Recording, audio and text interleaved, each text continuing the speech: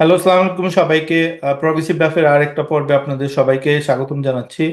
আম, আজকে আমাদের সাথে উপস্থিত আছেন রাশেদ, এমডি রাশেদ, এবং আম, রন্টি চৌধুরী, আমাদের একজন প্রিয় ব্লগার, আমাদের আম, সহযোদ্ধা জুলাই আন্দোলনে। আম, তো রন্টি ভাই, রাশেদ, স্বাগতম। আহ, থ্যাংক ইউ। আমরা আজকে আলাপ করব গত 24 ঘন্টায় যেই ঘটনাগুলো ঘটলো সেগুলো সম্পর্কে আমাদের একটা রিভিউ দিব। একটা একটা হট টপিক, যেসব হট বাটন ইস্যুগুলো ছিল গত 24 ঘন্টায় আমরা দেখলাম। হাসনাত আব্দুল্লাহ একটা স্ট্যাটাস দিল। সেই স্ট্যাটাসে সে উল্লেখ করলো সেনাবাহিনী থেকে তাকে চাপ দেওয়া হয়েছে, যে আওয়ামী লীগকে আওয়ামী লীগকে রিফর্ম করে একটা নতুন ধরনের আওয়ামী লীগ আসতে চাচ্ছে, এবং তারা যে কোনো যে কোনো ফর্মে আওয়ামী লীগকে তারা নিষিদ্ধ চায়, আওয়ামী লীগের বিচার চায়। আম, তো সেগুলা, that is well and good. এটার সাথে দেখা গেল যে অনেক মানুষই একমত, বিএনপি, এনসিপি, ইন্ডিপেন্ডেন্ট ভয়েস আছে যারা, জামাত, সবাই একমত এই ইস্যুতে, অলমোস্ট সবাই। কিন্তু তারপর আবার দেখা গেল যখন এর সাথে সাথে বাংলাদেশের উগ্রবাদী, মবপন্থী, অতি উৎসাহী এবং কিছু বিশৃঙ্খল ইউটিউবার, অতি পরিচিত ইউটিউবার যারা আছে, পিনাকি ভট্টাচার্য, ইলিয়াস, কনক সারোয়ার, এরা আবার চেষ্টা করলো যে ওই ব্যাপারটাকে ইউজ করে জেনারেল ওয়াকারকে তারা অপসারণ করবে। তখন ব্যাপারটা পুরোপুরি উল্টো দিকে চলে গেল, এবং অনেকেই তখন পিছিয়ে গেল যে না, এটা দেশকে অস্থিতিশীল করবে। তো এর মধ্যে নানান ঘটনা ঘটছে, সেই সবগুলো নিয়ে আমরা আলোচনা করব। তো আমরা প্রথমে যাব রাশেদের কাছে। রাশেদ, আম, তো দর্শকরা, এটা একটা ফ্রি আলোচনা হবে, আমি নিজেও পার্টিসিপেট করব। রাশেদ, আম, আজকে সারাদিন তুমি কি দেখলা, এটা তোমার মানে জাস্ট গিভ আস আ লো ডাউন হবে। আমার কাছে মনে হয়েছে আজকে যে হাসনাত বুঝে অথবা না বুঝে একটা ট্র্যাপে পাড়া দিছে। এই ট্র্যাপে পাড়া দেওয়া তাদের ঠিক হয় নাই, কারণ এই মুহূর্তে সেনাবাহিনীর প্রধান যে আছে আমরা তাকে চিনি, আমরা তাকে জানি সে কে, আমাদের মোটামুটি আইডিয়া আছে।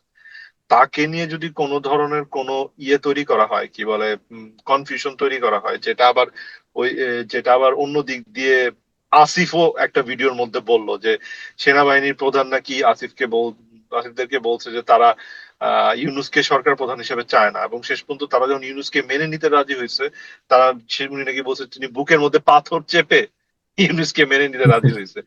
ইভেন এই কথাটা যদি সত্য হয়, this is not a responsible thing to do, because এটা সেনা প্রধান এবং সরকার প্রধানের মধ্যে একটা ফ্রিকশন তৈরি করতে পারে।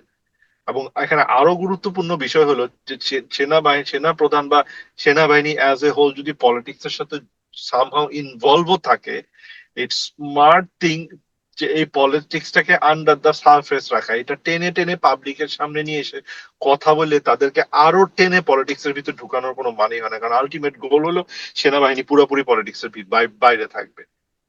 এই এই সারাদিনে যা দেখলাম, দেখে এইটাই মনে হয়েছে। আর হাসনাতের ক্ষেত্রে আমার একটা অবজারভেশন আছে, আমার কাছে মনে হয় ওই ছেলেটা এত কিছু চিন্তা করে না, ঠুসঠাস একটা কিছু করে ফেলে, করে তারপর রিগ্রেট করে। আর আমার ব্যক্তিগত আজকের দিনে যে জিনিসটা আমার কাছে সবচেয়ে বেশি বিরক্ত লাগছে সেটা হলো যে আমরা সব সময় লেখালেখি করি যে বিএনপি যেন ন্যাশনাল সিটিজেন পার্টি এনসিপি কে স্পেস দেয়, যেন আমরা আরেকটা মধ্যপন্থী শক্তিশালী দল পাই, যাতে জামাত এবং আওয়ামী লীগের মতো এই দুই, মানে বাজে শব্দ আসে বললাম না, এই দুই ধরনের অদ্ভুত ক্যান্সার। পলিটিক্যাল পার্টির হাত থেকে, একেবারে সিরিয়াসলি ক্যান্সারের হাত থেকে যেন বাংলাদেশ রক্ষা পায়। যে এই জন্য আমরা বলি এখন, হয় কি আমরা যখন এগুলি বলতে থাকি, এই যে এনসিপির মধ্যে থেকে এই পাটোয়ারির মতো উজবুকরা, এই মাথা গরম সার্জিস হাসনাতের মতো ছেলেরা এমন একটা কিছু বলে বসে যেটা আমাদের মুখে জুতার বাড়ির মতো পড়ে, তখন আমরাই তাদেরকে রিয়াক্ট করি।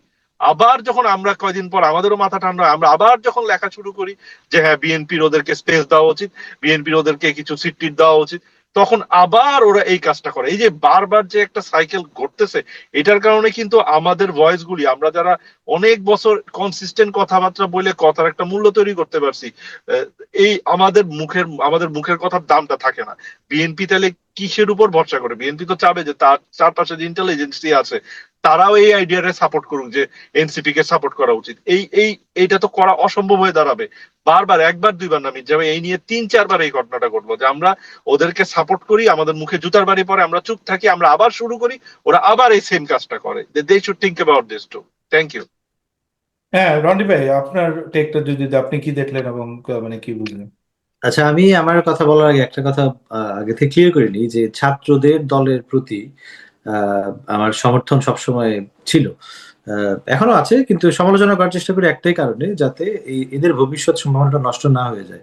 এরা এখনো যথেষ্ট শক্তিশালী, বাট পলিটিক্সে তো আসলে সাময়িক শক্তিশালী হলে হয় না, আপনার ফিউচার চিন্তা করে রাখা লাগে। সো আমি রাশিদ ভাই যেটা বললো এরকমই, যে আমি চাই যে বাংলাদেশের যে ভ্যাকুয়াম, এই ভ্যাকুয়ামটা যাতে এনসিপি ফিল আপ করতে পারে। এবং এরা বাংলাদেশের একটা মহৎ একটা আন্দোলনের সাথে জড়িত, নেতৃত্ব দিয়েছে, তাদের আসলে তাদেরকে বিশ্বাস করা যায়, এবং তারা হয়তো বাংলাদেশের ফিউচার গঠনে একটা গুরুত্বপূর্ণ ভূমিকা পালন করবে। কিন্তু আজকের যে ঘটনা, সেটা আমার কাছে যেটা মনে হচ্ছে যে হাসনাত হঠাৎ করে এটা দিছে, মেবি নট লাইক দ্যাট। কারণ আসিফের ভিডিও যদি দেখেন, সেটাতে সেটাতেও একদম সেনা প্রধানকে ভিলেনের একটা সিস্টেম করা হয়েছে, যে সে বুকে পাথর রেখে আপনার ইয়ে দিচ্ছে। প্রথমত হচ্ছে এটা শিষ্টাচার না। এই ধরনের ঘটনা যদি ঘটেও, সেটা আসিফের এই মুহূর্তে বলা উচিত হয় নাই, কারণ hmm, he is a hmm, hmm. Sitting minister, ওর উপদেষ্টা। তো সেটা বলাটা মানে এটা ফেয়ার না, ওর এটা আমার মনে হয় না লো ফ্লো। যাই হোক, আর একই সাথে আবার হাসনাতের যদি আওয়ামী লীগের বিচার চাইতে হয়, সেটার জন্য যে স্ট্যাটাস এটা দেওয়াটা তো বোঝাই গেছে, যেটা ডিরেক্টেড টুয়ার্ডস দ্য আর্মি। যেহেতু কোনো নাম মেনশন করা হয়নি এখানে, আমরা ধরে নিচ্ছি আর্মি চিফ, বাট যেহেতু নাম মেনশন করা নাই, সেটা পুরো আর্মির উপরেই যায়। এবং আর্মি একটা সাংবিধানিক প্রতিষ্ঠান, এবং আহ, যতই হোক তাদের একটা অবদান তো আছে আপনার জুলাই অভ্যুত্থানে, তাই না? তারা নিজের আটকাইছে এবং বলছে যে গুলি করা হবে না।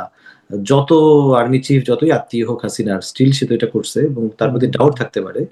বাট আপনি তো একটা অংশ, আর্মি যদিও পলিটিক্যাল কোনো ফোর্স না, কিন্তু পরিবর্তিত এখনকার পরিস্থিতিতে তারাও একটা একটা স্টেক তাদের মনে মনে হয় আছে। তো সেই জন্য তাদেরকে আসলে এভাবে একদম বন্দুকের গুলির মুখে আসলে ফেলাটা বুদ্ধিমানের কাজ না। সেজন্য এটা হাসাদের স্ট্যাটাসটা অ্যাপ্রিসিয়েট করার আসলে মতো না। বরঞ্চ এনসিপি যে সাংবাদিক সম্মেলন করলো এবং তারা যে মেসেজ দিছে, press release, which was excellent. কারণ আপনি যদি দেখেন যে অন্তর্বর্তীকালীন সরকার আসার পরে প্রথম কাজটা কি ছিল আসলে, বেসিক্যালি প্রথম কাজ হওয়ার কথা ছিল যে জুলাই অভ্যুত্থানে যারা মারা গেল এবং আহত হলো, যারা মারা গেছে তাদেরকে তাদের ফ্যামিলি পুনর্বাসন করা, এবং যারা আহত তাদের চিকিৎসার ব্যবস্থা করা প্রথম কাজ। এবং দ্বিতীয় কাজই হচ্ছে যারা মারলো তাদের শাস্তির ব্যবস্থা করা, এবং তাদেরকে অ্যাকাউন্টেবিলিটির মধ্যে নিয়ে আসা। এবং আওয়ামী লীগ দলীয়ভাবে তারা তাদের বিষয়ে, যে আওয়ামী লীগকে কি করা হবে এই বিষয়ে সিদ্ধান্ত নেওয়ার ছিল জাতির প্রথম কাজ, তাই না? সেটা কিন্তু করা হয়নি 7 মাসেও। এবং এনসিপি লোকজন যেহেতু এটার সাথে জড়িত, সরকারের সাথে জড়িত, এবং আসিফের যদি আপনি পুরো ভিডিওটা দেখেন 19 মিনিটের, তাতে বোঝা গেছে যে এনসিপির মানুষজনের প্রচুর প্রভাব ছিল তত্ত্বাবধায়ক অন্তর্বর্তীকালীন সরকার গঠনের সময়। হুম। আর্মির কোনো সাজেশন তারা রাখেনি, তারা নিজের সাজেশন দিছে এবং অন্যদের সাজেশন তো রাখছে। সো তাদের পুরো প্রভাব ছিল, that mean the government under their influence. So এটা কেন হলো না আওয়ামী লীগের বিষয়টা নিয়ে? তো আওয়ামী লীগের যে নিষিদ্ধের বিষয়টা আসছে, সেটা অবশ্যই আওয়ামী লীগে দেখেন, এখনই এটা বলা উচিত কিনা হয়তো অনুষ্ঠানের গভীরে গিয়ে এটা বলা যাবে। আপনি কি এখন কি বলবো এই বিষয়ে না, নাকি? এটার ব্যাপারে আমি একটু কথা বলি, তারপর আমরা ইসের মধ্যে তো আচ্ছা। এখানে আমার কিছু পার্সোনাল ব্যাপার আছে। হুম। হাসনাত আব্দুল্লাহ, সে আমার সাথে আমার পুরো পরিচিত। তো এই জুলাই আন্দোলনে দেখলাম যে সে হঠাৎ করে নেতা হয়ে গেছে। এর আগে 2 বছর সে আমার ফ্রেন্ড লিস্টে ছিল, হয়তো কোনো ভাবে দেখতাম সে লেখালেখি করে এটা সেটা, সে আমার লেখা পড়তো, তাই মানে সে অত গুরুত্ব মানে অত জনপ্রিয় কেউ ছিল না। তো যাই হোক, হঠাৎ করে তারা জনপ্রিয় হয়েছে। এরপর যেটা হয়েছে যে জুলাই আন্দোলন আন্দোলনের সময়ও কথা হয়েছে তার সাথে। আন্দোলনের সময় দেখছেন আমরা যে আমরা ভিডিও কল, এই যে আমরা পডকাস্ট করছি, হুম, হুম, তারপর লাইভ শো গুলা করছি, তারপর আমরা তো অনেক দিন থেকেই জড়িত হুম। জি, জি। হাসিনা পতনের সাথে। আম, ওই হাসনাত আবদুল্লাহর সাথে জুলাই আন্দোলনের পরবর্তী সময়ে আমার বেশ 2-3 বার কথা হয়েছে। তো তখন আমরা চাইতেছিলাম যে এই ছেলেগুলাকে লেটস গাইড দেম। তো আমি তাকে কিছু গ্রুপে অ্যাড করি এবং তার সাথে কিছু কথাবার্তা হয় যে তারপর সামহাও ওইটা ওটা তখন একদম বন্ধ হয়ে যায়, মানে ডিস্টেবলাইজ হয়ে যায়। তারপর যেটা হয়েছে যে হাসনাত আবদুল্লাহর সাথে আমার মানে ডিস্টেন্স বাড়তে থাকে, কারণ সে দেখা গেছে আস্তে আস্তে আপনার ডানপন্থী রাজনীতিতে ঢুকতেছে হুম, এবং একটার পর একটা হট করেই কাজ করতেছে সে। তখন আমি তাকে ওপেন সমালোচনা করি, অনেক বকাবাজি, অনেক কিছুই মানে অনেক সমালোচনা করছি, অনেক কিছুই বলছি, এবং সেগুলো আছে আমার ফেসবুকের মধ্যে। হুট করে 14 তারিখে, মার্চের, এই মাসের 14 তারিখে, কয়েকদিন আগে সে আমাকে কল করছে। তো আমি তো কল পেয়ে অবাক হয়েছি যে কি ব্যাপার, হঠাৎ করে তুমি। তারপরে যে ভাই কি অবস্থা এরকম, তো আমি তারে একদম খোলাখুলি ভাবে বলছি যে দেখো তোমরা কই যেতেছো আমি কিছুই বুঝতেছি না। তোমার লেখালেখি যেগুলো দেখছি, তুমি পতিতা নিয়ে লিখতেছো, এটা সেটা, তোমার খুবই প্রগ্রেসিভ টাইপের ছেলে মনে হয়েছে, এবং তোমার চলন বলনে কখনোই মনে হয় না যে তুমি এরকম ডানপন্থী রাজনীতি করতে পারো, এই ধরনের হটকরি রাজনীতি করতে পারো, নারী অধিকার হরণ করার মতো রাজনীতি, এগুলা তোমরা তোমরা করতে পারো। তারপর সে বলতেছে যে ভাই দেখেন, আমরা কিন্তু মধ্যপন্থায় ফিরবো, আপনি এটা নিয়ে চিন্তা করেন না। তারপর সে স্ট্যাটাসে যা লিখছে সেইগুলাই আমাকে বলছে যে ভাই দেখেন, এই আওয়ামী লীগের বিচার চাই আমরা। আম, মানে আমরা তো অনেক মানে সে বলতেছিল যে আমি অনেক মানে অস্থিরতার মধ্যে থাকি, প্রতিটা ফায়ার ফাইটিং আমার করতে হয়। মানে তাদের তো চারিদিক থেকে চাপ আসে, এই যে সব জায়গায় সব পরিস্থিতি সামাল, যেটা আমরা দেখতেছি। সেগুলো বলছে। তো যাই হোক, এটা বলার পরে তারপর কথা হলো, তো আওয়ামী লীগের বিচার নিয়ে কথা হলো। তখন আমি বললাম যে ঠিক আছে, আমরা তোমাকে সাপোর্ট দিব, তোমার সাথে যে ডিফারেন্সই থাকুক, আওয়ামী লীগের বিচারের ব্যাপারে যেই আসুক, এটা মানে এটা তো ইস্যু ভিত্তিক। ইস্যুতে যারাই অবস্থান করছে, জামাত হোক আর যাই হোক, আহ, আমরা সবসময় তার সাপোর্ট দিব, এতে কোনো প্রবলেম নাই। তো এতটুকুই কথা হয়েছে। আমি আমার পরিচিত ইভেন রাশেদকে, আমার সবাইকে জানাইছি যে তাদের সাথে কথা হয়েছে, হুট করে কথা হয়েছে। মানে ডিটেলসে বলি নাই, বাট হচ্ছে হাসনাত আমাদেরকে আমার কল দিছে, এটা আমি বলছি কয়েক জায়গায়। তো যাই হোক, এরপর তো সে এরকম বোমশেল মানে তৈরি করলো। হুম, আম, যে তারপর ওটা নিয়ে আমরা লেখালেখি করলাম। তো যেটা প্রবলেমেটিক হলো যে হাসনাত আবদুল্লাহর ঘাড়ে মানে রাইফেল রেখা ওই পিনাকি ভট্টাচার্য এরা জেনারেল ওয়াকারকে অপসারণ করতে চাইলো। এটা হুম, একটা ডিজাস্টারাস মুভ। কেন দেখেন, কারণ হলো জেনারেল ওয়াকার যেই হোক, উনি একজন সেনাপ্রধান, সিটিং সেনাপ্রধান, এবং এখনকার বাংলাদেশের যেই জুলাই বুঝতেনে ওনার একটা স্টেক আছে, ওনার পার্সোনাল, উনি নিজের লাইফের রিস্ক নিয়ে কিন্তু হাসিনাকে মানে ই করছে, আমরা সব ডিটেলস জানি। যখন উনি গেছেন, ওই শেখ হাসিনা এসএসএফ কে নির্দেশ দিছিল যে সেনাপ্রধান বলছে যে আপনি আমাকে মেরে ফেলতে পারেন, কিন্তু আমার আমার লোকজন কিন্তু ওয়েট করতেছে বাইরে, আমি আমি আপনাকে 45 মিনিট সময় দিলাম। ওই সময়ের ঘটনাগুলো সবাই জানেন আপনারা এগুলো।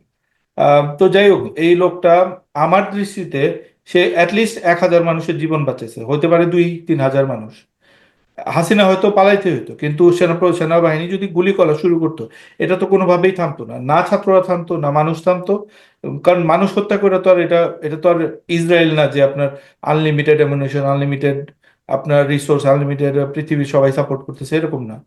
তো এ নিজের হাতে 2-3 হাজার মানুষ, যে 2-3 হাজার মানুষ নিজের সিদ্ধান্তে বাঁচাইতে পারে, তার প্রতি অলওয়েজ আমার স্যালুট থাকবে। এবং সে, আমরা কৃতজ্ঞ তার প্রতি।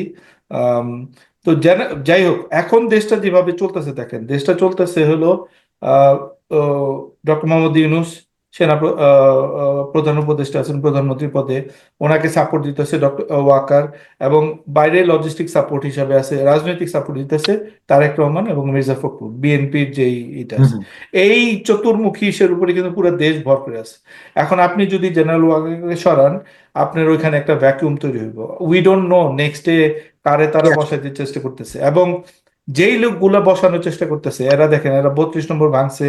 মানে পৃথিবীর সবচেয়ে ডিস্টেবিলাইজিং কাজগুলোর মধ্যে তারা জড়িত। প্রথম আলোতে আক্রমণ, ডেইলি স্টারে আক্রমণ, জিয়াফত, তারপর এই শহীদ মিনার ভাঙব, মানে যত ধরনের উস্কানিমূলক কার্যকলাপ আছে। এবং আপনার কাছে মনে হতে পারে যে এই লোকগুলা হয়তো আওয়ামী লীগকে সাপোর্ট করতেছে, কারণ আওয়ামী লীগ কি চায়, দেশে একটা ডিস্টেবলাইজ পরিস্থিতি তৈরি হোক, যাতে তাদের এন্টার করতে সুবিধা হয়। এই লোকগুলা মনে হইতেছে ভার্চুয়ালি তাদের হয়ে ভাড়াটে খাটতেছে যে ডিস্টেবিলাইজ পরিস্থিতি তৈরি হয়। তো সেইগুলাই আমরা দেখলাম। তো যখনই আমরা দেখলাম, আমরা হাসনাতকে 100% সাপোর্ট করছি, আমাদের গ্রুপের মধ্যে সবাই সাপোর্ট করতেছে যে ওকে আওয়ামী লীগের বিচার, আওয়ামী লীগের ব্যান হোক, বা হোয়াট এভার একটা আহ, মানে একটা নিষিদ্ধর একটা পর্যায়ে হোক। কিন্তু যখনই দেখা গেল যে জেনারেল ওয়াকারকে অপসারণের পরিস্থিতি তৈরি হয়েছে, তখন কিন্তু সবাই এটাতে ফ্লিপ করে গেছে। এখন আমরা ওই সিচুয়েশনের মধ্যেই আছি। এর মধ্যে আবার তারেক রহমান একটা বিড়াল নিয়ে ছবি দিল, ওটা দিয়ে কি বুঝাইতে চাইলো, হিডেন মিনিং আমরা বুঝতে এই পারলাম না, ছিল। ওইটা নিয়ে কিছু ওইটা হ্যাঁ, ওইটা নিয়ে একটা ট্রল হইলো। আম, এবং এর মধ্যে আবার আরেকটা ঘটনা ঘটলো, পাটোয়ারি নামের একটা রামছাগল, পৃথিবীর সবচেয়ে বড় মূর্খ রামছাগল, সে একটা হুম। স্ট্যাটাস দিল। জিয়াবাদ। হ্যাঁ, আমি জিয়া রহমানের প্রতি তার কি, মানে এই মুহূর্তে জিয়াউর রহমান হলো যে ধরেন একটা হাইলি রিগার্ডেড পার্সন, হুম। ধরেন শেখ মুজিবুর রহমান বা মানে বাংলাদেশের শ্রদ্ধেয় একজন মানুষের মধ্যে একজন, তাকে জড়ায় এই ধরনের কথা বলার মানে কোনো ন্যূনতম মানে নেই। এবং রাশিদ যেটা বলছে এটা আসলেই সত্য যে এনসিপি কে আমরা অনেকবার, এই দেখেন আমি 10-15 দিন ধরে আপনি দেখবেন যে আমরা এনসিপি কে নিয়ে কোনো অ্যাটাক করতেছি না, অনেক কিছু কিন্তু সামনে আসছে, হুম। আসিফের বা দুর্নীতি ফুর্নীতি এগুলা অনেক কিছুই আসতেছে, অনেক ইভেন নাহিদের উপর আক্রমণ হইলো, আমরা একটা কথাও লিখিনি। কারণ হুম। আমরা চাইতেছি যে, আমরা কিন্তু চাই ওদের একটা স্পেস দিয়ে রাখতে, একটা মানে শক্তিশালী বিরোধী দল, দুইটা পার্টি থাকুক, যেই জিতুক বাংলাদেশে দুইটা পার্টি একটা স্ট্রং পার্টি তৈরি হোক। এবং আজকে আমার রাশেদের সাথে এটা নিয়ে বিশাল তর্ক হয়েছে যে রাশেদ বলতেছিল যে এই সিট নেগোসিয়েশনের একটা প্ল্যান হিসাবে তারা এগুলা করতেছে, which is fine, seat negotiation হইতেই পারে, এটা খুবই স্বাভাবিক। যে কোনো পার্টি, জামাতের সাথেও সিট নেগোসিয়েশন হয়, জোটের সব যারাই থাকে তারা সিট নেগোসিয়েশন, কিন্তু সেটার জন্য জেনারেল ওয়াকারকে অপসারণ করতে হবে, এই ইকুয়েশনের তো আমি কোনো মানে বুঝতে পারলাম এই না। এটা তো, এটা আমার কাছে মনে হচ্ছে পুরোপুরি জল ঘোলা করে কিছু হুম। বদমাশ পাবলিক তারা এটার মানে সুযোগ নিতে চাইতেছে। তো আমি বলবো হাসনাত সার্জিস যারাই মানে যদি তারা শোনে, তারা যাতে এই ডিস্টেবিলাইজিং ক্যারেক্টারগুলো, তাদের যত উপদেশ দরকার, আমাদের গ্রুপ মানে 100% capable of this kind of like মানে থিঙ্ক ট্যাঙ্ক, যদি তাদের লাগে যে কোনো ধরনের কাজ, কিন্তু তারা যদি এই ধরনের পাবলিকের উপদেশ নেয়, তারা তাদের ডোবা ছাড়ার কোনো রাস্তা থাকবে না। কারণ আজকে যার আগে যেটা করছে, যেটা আপনি উল্লেখ করলেন, যে আসিফ যেভাবে বলছে একজন সিটিং মিনিস্টার হিসেবে, সিটিং উপদেষ্টা হিসেবে, এটা কোনোভাবেই মানে গ্রহণযোগ্য না। একটা রাষ্ট্র চালাইতে হলে আপনার সিক্রেসি থাকতে হয়, মানে কোন জিনিসটা আপনি বলতে পারবেন, কোন জিনিসটা বলতে পারবেন না, সেটা আপনি মানে আপনার বুঝতে হবে, আপনি বলতে হবে। সেটা না হলে তো আপনি রাজনীতি করতে পারবেন না, বেসিক্যালি আপনার রাজনীতি করার কোনো অধিকার নাই আপনি যদি বুঝতেই না পারেন যে কোন কথাগুলো আপনি বলতে পারবেন, কোন কথাগুলো আপনি বলতে পারবেন না।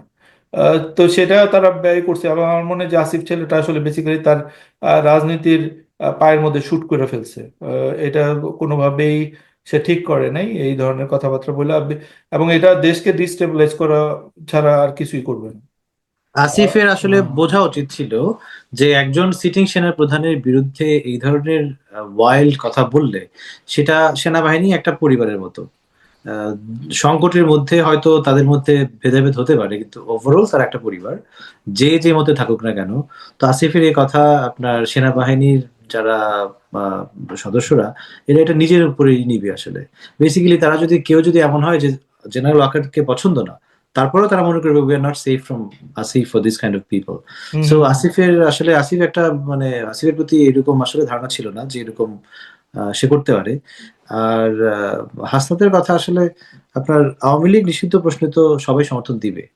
এটার বিষয়ে তো কোনো বাংলাদেশে মনে হয় আর কোনো। আওয়ামী লীগের নিষিদ্ধের প্রশ্নটা একটু একটু আপনার, আমি ডিটেল হ্যাঁ। একটু আলাপ আচ্ছা করেন আচ্ছা, তো, যে ওকে ওকে। আমরা চাইতেছি যে ধাপে ধাপে নিষিদ্ধ হোক, ধাপে দেওয়া কারণ আছে। হলো যে মার্কার ধরে নিষিদ্ধ হোক, হুম, এবং হুম, যাতে ওদের রাজনীতি, কারণ হুম, মেইন দেখেন যে প্রথম কথা হলো truth and reconciliation, hmm. But no truth no reconciliation, আপনার এক্সপিরিয়েন্স কি? কারণ হলো ওরা তো সত্যটাই মানতে রাজি না, এই ব্যাপারে যদি বলতেন। দেখেন, আমি তো কয়েক ধরনের আওয়ামী লীগের দিয়ে চিনি। একদম যারা ভদ্র ভালো আওয়ামী লীগের, যারা কিনা জুলাই অভ্যুত্থানের সময়ও মনে হয়েছে যে এরা পছন্দ করতেছে না আপনার ইয়েটা, আপনার গণহত্যা, লজ্জিত, এরাও চেঞ্জ হয়ে গেছে এখন। এরাও একদম নির্লজ্জের মতো হয়ে গেছে, এরাও এখন আওয়ামী লীগের হুম পক্ষে কথাবার্তা বলে আর কি। হুম তো হুম আওয়ামী লীগের আসলে আমার মনে হয় না কোনো পর্যায়ের মানুষই, এখন খুব কম পর্যায়ের মানুষ আছে যারা আওয়ামী লীগের এই গণহত্যার কথা এদের কাছে মনে আছে। এটা ভুলে গেছে, মানে জেলিফিশ মেমোরির হুম মতো। হুম এটা ভুলে যাওয়ার কারণ একটাই, যে সরকার আসলে অনেক দেরি করে ফেলছে অলরেডি। সরকারের উচিত ছিল ফার্স্ট প্রায়োরিটি যে লিস্ট আউট করা। আওয়ামী লীগের আপনি যদি দুইটা মানে বড় ধরনের অপরাধ দেখেন, একদম আপনার 4 আগস্টের কথা মনে আছে, যখন সারা বাংলাদেশে আওয়ামী লীগের প্রত্যেক ছাত্রলীগ, আওয়ামী লীগ, যুবলীগের সবাই নামছে। হুম লিস্ট ধরে ধরে এদের প্রত্যেকের আপনার প্রত্যেক জেলা কমিটির, উপজেলা কমিটির যারা যারা নামছে, প্রেসিডেন্ট সেক্রেটারি, সাংগঠনিক, এদের সবার নাম লিস্ট করা উচিত ছিল। এবং এদেরকে আপনার রাজনীতিতে নিষিদ্ধ করার প্রক্রিয়া আনা উচিত ছিল। আপনার এই যে ব্যারিস্টার ফুয়াদের প্রসঙ্গ আমি টানতে চাই না, কিন্তু বলি তার কিছু অনেকগুলো টক শোতে আমি তার কিছু দেখছি। আহ, আপনার স্টাক হয়ে গেছেন, শোনা যাচ্ছে কথা? শুনতে পাইতেছি। আচ্ছা, ব্যারিস্টার ফওয়াদের অনেকগুলো টক শোতে আমি দেখছি, সে কয়েকটা ফর্মুলা দিচ্ছে কিভাবে আওয়ামী লীগকে ডিল করা যায় নিষিদ্ধ প্রশ্নে। ব্যারিস্টার ফওয়াদ তো একটু এক্সট্রিম এদিক থেকে। তো এটার মধ্যে একটা আছে যে ওই যে ট্রুথ এন্ড ইয়ে করা অথবা নিষিদ্ধ পর্যায়ে যাওয়া। আমার কাছে মনে হচ্ছে দ্য ভেরি ইজি থিং ওয়াজ আগে লিস্ট আউট করা, যে কারা কারা মাঠে ছিল বন্দুক সহ বা আক্রমণে ছিল, এদেরকে লিস্ট আউট করা উচিত ছিল। আওয়ামী লীগ তো গত 7 মাসে হল পাস হয়েছে, তাই না? পুরো হল পাস। এবং আরো দেখেন, শেখ হাসিনা বর্তমানে ইন্ডিয়াতে আছে, অনেকটা এরকম পারভেজ মুশাররফ অথবা নওয়াজ শরীফের মতো পাকিস্তানের, যে পলিটিক্যাল ব্যাপারে পলিটিক্যাল আনরেস্ট হয়েছে এই কারণে সে বিদেশে। আসলে কিন্তু তা না, সে গণহত্যাকারী একজন নেতা হিসেবে সে পলাতক আছে বিদেশে, ইন্ডিয়াতে। হুম এই হুম জিনিসটাই তো আমরা দেশে ওইরকম ভাবে স্টাবলিশ হয় নাই। এটা জাতিসংঘের রিপোর্টের পরে একটুখানি স্টাবলিশ হয়েছে, কিন্তু এটাকে আরো ফলো করা উচিত ছিল। এবং তার সাথে বাদ বাকি চারিদিকে যত মেম্বার আছে এখন পালায় গেছে, অনেকে এমপিরা পালায় গেছে, পৌরসভার মেয়র পালায় গেছে, আপনার আওয়ামী লীগ প্রেসিডেন্ট সেক্রেটারি পালায় গেছে, কিন্তু তারপরে দেখবেন যে থানা আওয়ামী লীগের সেক্রেটারি হয়তো দেশেই আছে। হুম এবং এরা এখন আন্ডারগ্রাউন্ডে আছে, গোপনে আছে, এবং এদের প্রতি অনেকে স্টেপ বেরিয়ে যেতে পারে পয়সার কারণে বা সম্পর্কের কারণে। কিন্তু যার যেটা প্রাপ্য সেটা তো তাদের পাওয়া উচিত। এই জন্য লিস্ট আউট করা উচিত ছিল যে এরা এরা ছিল। এবং বাংলাদেশে এখন প্রত্যেকে জানে 20,000 মানুষ প্রত্যেক জেলাতে নামছে এদের এদের বিরুদ্ধে, এখানে হুম এরা পারে নাই। তো আপনি সাক্ষী টাক্ষী জমা করে আপনি এটা লিস্ট করতে পারতেন, এবং এনসিপি বা ছাত্রদের দলের এটার বিষয়ে কাজে নেওয়া উচিত ছিল। মানে এইরকম এদিক সেদিক উল্টাপাল্টা আপনার কেওয়াস ক্রিয়েট না করে, তারা তাদের তো পলিটিক্যাল একটা বেস দরকার, তাই তো? একটা দল হিসেবে তাদের একটা আপনার ফাউন্ডেশন দরকার। এই ধরনের উল্টাপাল্টা কার্যক্রমের ফাউন্ডেশন না করে তারা এরকম স্ট্রিক্ট লেভেল নামতে পারতো, যে আমরা লিস্ট করবো প্রত্যেক জেলায় জেলায় কারা আমাদের বিরুদ্ধে, ছাত্র জনতার বিরুদ্ধে একদম মাঠে ছিল। এই হচ্ছে তাদের খুঁজলে ছবি পাওয়া যাবে, ফেসবুক ভিডিও, লাইভ ভিডিও পাওয়া যাবে, মানুষের সাক্ষী পাওয়া যাবে, একটু লিস্ট করতে পারতো। আমার কাছে মনে হয় আপনি যেটা থিঙ্ক ট্যাঙ্কের কথা বললেন, এরা আমার মনে হয় না এদের কোনো সুরা সদস্য আছে, মানে জামাতের যেরকম সুরা সদস্য বা হুম বিএনপির প্রেসিডিয়াম এরকম এদের মধ্যে মনে হয় নাই। আহ, এরা একসাথে বসে আলোচনা করে কিনা আমি নিঃসন্দেহ না। যদি করতো সেক্ষেত্রে তাদের ক্যালকুলেটিভ ওয়েতে তারা আলাপ করতে পারতো। আমার মনে আছে যে নাগরিক কমিটি যখন হয়, তারপরে পাটোয়ারির ফেসবুক তখন খুব ছোট, ওই ফেসবুকে আমি তারে তখন নাগরিক কমিটির কারণে দেখা যায় না আপনার ইয়েতে, আপনার টক শোতে। আমি তখন ছাত্রদের প্রতি বেশি আকৃষ্ট আসলে। হুম আমি তখন তার বড় লম্বা কমেন্ট দিচ্ছি যে আপনাদের উচিত হচ্ছে, প্রত্যেক টক শোতে দেখা যাচ্ছে যে বিএনপি ওয়ালারা আসে, জামাত ওয়ালারা আসে, কিন্তু ছাত্রদের কোনো প্রতিনিধি নাই। আপনারা make a 15 guys member list, যাদেরকে ট্রেন্ড আপ করবেন তারা কি বলবে, এবং তারা প্রত্যেক টক শোতে যাবে এবং একই ধরনের কথা বলবে। এরা এটা করছে, কিন্তু এখন নাগরিক কমিটি বা এনসিপির অনেক মানুষজন টকশোতে যায়, কিন্তু এক একজন একই ধরনের কথা বলে। মানে হ্যাঁ একজন হ্যাঁ থাকে খুব আক্রমণাত্মক, একজন থাকে একটু, যেমন সারোয়ার তুষার, আমরা জানি মাঝখানে সে ব্লান্ডার করছে, কিন্তু এখন টকশোতে সে মোটামুটি ভালো কথা বলে। হ্যাঁ নাহিদ এনসিপির আহ্বায়ক হওয়ার পরে এখনো টকশো গুলোতে যায় নাই, সে হয়তো খুব ভালো করতো, কিন্তু অনেক অনেক মানুষ আছে উগ্র কথা বলে। তো এটা এদেরকে আসলে ঠিক করতে হবে, কারণ ইমেজের একটা বিষয় আছে। এবং এনসিপি ওয়ালারা জানে না, জানি কিনা আমি জানি না, ক্ষমতায় থাকলে এবং লাইমলাইটে থাকলে অনেক সময় সাধারণ জনসাধারণের কথা আসলে জানা যায় না। তো মানুষের মনের মধ্যে একটা মানে তৈরি হচ্ছে মনোভাব যে এনসিপি ওয়ালারা একটু উগ্র। তো সেটা থেকে এদের বের হয়ে আসতে হবে। এবং এটাতে কিন্তু বিএনপি ওয়ালাদের ভালো হচ্ছে, বিএনপি ওয়ালারা মোটামুটি কাম হিসেবে পরিচিত। এই যে আজকে তারেক রহমান যে ছবি দিল, সেটা ব্যাখ্যা কেউ খুঁজে পাচ্ছে না, কিন্তু আমার কাছে মনে হচ্ছে সে বলছে যে চিল, আমি chill, I am enjoying my time, আমি এই সমস্ত ঝামেলার মধ্যে নাই। এটা একটা দুর্দান্ত, মানে এটা বিএনপি থেকে আশা করা যায় না, এটা একটা দুর্দান্ত কাজ হয়েছে। এবং আপনি যদি, হ্যাঁ দলীয় পেজ দেখেন, এরা সুন্দর সুন্দর ফটোকার্ড দিছে এবং হ্যাঁ হ্যাঁ। Very good. আপনার মনে আছে কিনা, আমি বেশি করতে চাই না, কিন্তু আমি গত 10-15 দিন আগেই মিডিয়া সেলকে একদম পুরো ধুয়ে দিছি, বুঝছেন? ওই যে হ্যাঁ হ্যাঁ হ্যাঁ, বেসিক্যালি দেখছি। আপনার ইসের মধ্যেই। হুম, তারপর আমি খুবই একদম র্যান্ট করছি আমি এটার বিরুদ্ধে। হুম, সামহাও খুবই অদ্ভুত ভাবে হুম, মিডিয়া সেল তো ভালো হয়েছে, মিডিয়া সেলের এখন প্রতিটা পোস্ট আমার মনে হয় যে আমি লাইক দিই। আগে হুম। দেখলে মানে একটা ক্রিঞ্জ লাগতো, বুঝছেন? যে তো ভালো চেঞ্জ হয়েছে, আমি দেখতেছি পিনাকি যে ভট্টাচার্য প্রশংসা করছে আজকে বিডিএস ছেলের। তার তার হ্যাঁ বক্তব্য দেখছেন যে সে পরামর্শ দিতেছে যে রাজনীতি করলে আপনার উদ্দেশ্য হওয়া উচিত বন্ধু বাড়ানো, কিন্তু না, এই এক লোক। এখন যেটা বুঝতেছি আমি, সে আবার বিএনপির এরা ফোল্ডে পাচ্ছিল। ফিরতে চায়। But that ship is sailed. ও ও না না, বিএনপিতে। ফিরতে চায় না। এটা আপনি বুঝতে পারেন নাই। এখানে যখনই জামায়াতের সাথে ছাত্রদের দূরত্ব তৈরি হয়েছে, হ্যাঁ, হ্যাঁ, তখনই জামায়াত 360 টার্ন দিছে বিএনপির সাথে ভিড়ার জন্য। হ্যাঁ, হ্যাঁ, এবং এই যে পিনাকি ভট্টাচার্য সুন্দর সুন্দর কথা এখন, সেটা বিএনপির সাথে জামায়াতের ভিড়াই দেওয়ার একটা স্বার্থ থাকার বড় সম্ভাবনা আছে। এবং এরা এইগুলা গেম হবে। এবং বিএনপির এখন বোঝার প্রশ্ন আছে যে আপনি আপনি ইশরাকরে দেখেন। হুম, ইশরাকের কথাবার্তা তো দেখবেন সিমিলার স্টোরি। আজকে আপনি আমাদের বিখ্যাত খোমেনির স্ট্যাটাস দেখেন, হ্যাঁ, সিমিলার এদের। এখন এরা ছাত্রদের বিরুদ্ধে, এবং বিএনপি এখন খুবই একটা এদের চোখে খুব হঠাৎ করে এদের চোখে খুব ভালো। সো এটা একটা চেষ্টা থাকবে যে এখন বিএনপির সাথে মেশা যায় কিনা জামায়াতের, এরকম একটা চেষ্টা থাকতে পারে। এই ছাত্রদের এটা আসলে বোঝা উচিত, এবং ছাত্রদের একটা থিঙ্ক ট্যাঙ্ক করা উচিত, এদের বাইরেও একটা থিঙ্ক ট্যাঙ্ক করা উচিত যারা মাঠে নাই। কারণ আমি বুঝতে পারি তা নাহিদ বলেন, মাহফুজ বলেন, এদের মাহফুজকে তো টেকনিক্যালি বলা যায় না যেহেতু সে সরকারের অংশ। এদের মধ্যে এরা কিন্তু বিজি, সারা দিন এরা বিজি। এদের ঠান্ডা মাথা এবং এক্সাইটেড।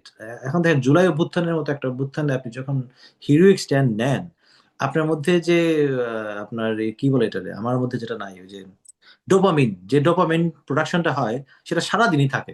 তখন আপনার কাছে মনে হয় যে আপনি অসাধ্য সাধন করে ফেলবো, আমি যে কাউকে আমি যে কোনো কিছু করে ফেলতে পারবো। এবং এই যে তাদের বিরুদ্ধে যে অভিযোগটা আসে, যে পয়সার অভিযোগ, গাড়ির অভিযোগ, এগুলোর কারণেই হয়। ডিপ ইনসাইড এই ছেলেগুলো তো অবশ্যই ভালো। এবং যত যাই আমরা সমালোচনা করি বা যাই করি, এদের প্রতি জাতি কৃতজ্ঞ। এবং এরা একটা, আমার মনে হয়, আমরা বলি না বাংলাদেশের কথা, 7 খুন মাফ। হুম, এরা হুম, 7 খুন করলেও হয়তো আমরা বলবো যে মাফ, কারণ তারা যা করছে এটার জন্য। কিন্তু এই যে সমস্যাটা, এই যে এক্সাইটমেন্ট আসছে ফ্রম জুলাই অভ্যুত্থান, এবং এখন এদের যে ব্যস্ততা এবং কোনো নিজের সাথেও কথা বলার সময় নাই, এরা ভুল ডিসিশন নিবে। এবং তারুণ্যের একটা ব্যাপার থাকে না। হ্যাঁ, হ্যাঁ, আমরা হ্যাঁ, যখন তরুণ ছিলাম, আমরা কোনো কথা চিন্তা করতে বলতাম যেটা, আর যখন আপনি শেখ হাসিনারে ভাগাই দিতে পারছেন, then you know that nothing is impossible for you. হুম, তখন হুম, আপনি ভুল ডিসিশন নিবেন, প্রতিনিয়ত আপনি যুদ্ধক্ষেত্রে মনে করবেন, যেটা হয়তো যুদ্ধক্ষেত্র না। এবং আপনার এই কনফিউশনের এবং এই ইনএক্সপিরিয়েন্স এর সুবিধা নিবে কারা? যারা ওই দূরের থেকে বসে আছে, আমাদের নট অনলি পিনাকি, আরো অনেকেই আছে। এবং হয়তো যেটা ডিজিএফ এর কথা আসে বা আরো মানুষের কথা আসে, আরো এরাও আছে, হয়তো এই যে নিচ্ছে। ছোটন আছে, তারপর আপনার হ্যাঁ, এই ফাহাদ মাঝার। এই ছোটন তো পুরো পর্দার পিছনের মানুষ। হ্যাঁ, এর নিয়ে আমাদের একটা এপিসোড করতে হবে। Anyway, Safayat welcome. আমরা আজকের ঘটনাগুলো নিয়ে একটা আলাপ করতেছিলাম। তো যাই যাই হোক, তোমার কাছে আসবো। আম, আহ, রাশেদ, তো মানে সিট নেগোসিয়েশনের ব্যাপারগুলো নিয়ে আমাদের একটা ডিবেট হইতেছিল। প্লিজ, মানে শেখ সাম লাইট অন ইট। আমাদের ওই জিনিসগুলোই আমরা আলোচনা করতে চাই, যেটা আমরা আসলে ফোনে আলাপ করতেছিলাম। মানে আমরা আমাদের আমাদের আমার ব্যক্তিগতভাবে কয়েকজনের সাথে কথাবার্তা বলার পর মনে হইতেছে যে এই জিনিসটা এতটা ব্ল্যাক এন্ড হোয়াইট ভাবে দেখা যাবে না। যে ওরে তো মানে এগন করা হয়েছেই, একটা ভুল ট্র্যাপে হাসনাত ছেলেটা তো পা দিছেই। কিন্তু আমার মনে হয় সে তারা কিছুটা কিছুটা সজ্ঞান এই পাটা দিছে। তারা এই এই ইয়েটাকে কি বলে, এই গন্ডগোলটাকে আহ, এই আমার কাছে মনে হয় সিট সিট নেগোসিয়েশনের পার্ট হিসেবে ব্যবহার করার কিছুটা চেষ্টা করছে। কারণ হঠাৎ করে মুহূর্তের মধ্যে দেখলাম যে পুরা এনসিপির চালাচামুন্ডরা সব ঝাঁপায় পড়লো বিএনপির এগেনস্টে, যে বিএনপি সামহাও ব্লকিং এভরিথিং। তারা শুরু করে ওই তাদের লন্ড্রি লিস্ট দিয়ে শুরু করে যে চুপুকে আপনারা রাখছেন, সেখান থেকে শুরু করে বলতে বলতে হুম, এখানে নামে।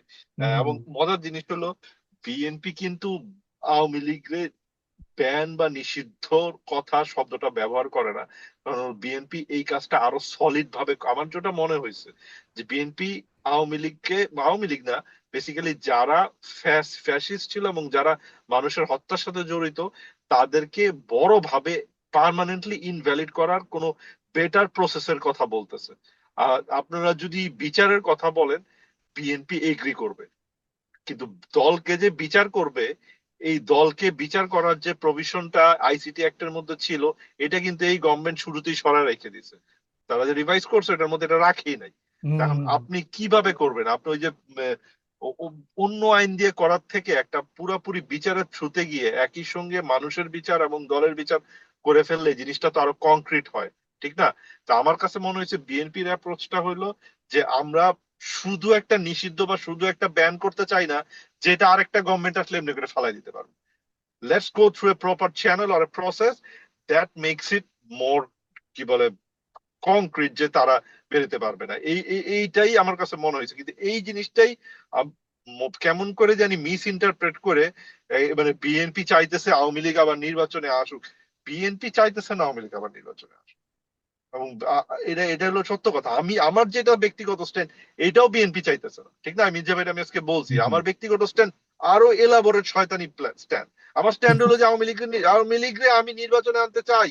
এটা হবে না, এটা সম্ভব না বাংলাদেশে। আমার কথা হলো আমি আওয়ামী লীগরে নির্বাচনে আনবো, আনার পর এনসিপি জামাত থেকে বিএনপি সবাই একসাথে হয়ে আওয়ামী লীগ মেক শিওর করবে যে আওয়ামী লীগ গোপালগঞ্জের ওই দুইটা সিট ছাড়া যেন ওর কোনো সিট না পায়। কারণ আমার কাছে পসিবল। আওয়ামী লীগের পায়ের নিচে সবচেয়ে বড় মাটি হলো ইন্ডিয়া। আমরা যদি ইন্ডিয়াকে কনভিন্স করতে পারি যে Awami League won't be N, Awami League কোনো পজিশনে থাকবে না আগামী 15-20 বছর, যেটা ইন্ডিয়াকে দুই দুই ভাগ হওয়ার যে একটা একমাত্র ক্ষমতা যেই দেশটার আছে, সেই দেশে ইন্ডিয়াকে কোনো সুবিধা তারা দিতে পারবে। বাস্তবতা তো এইটাই।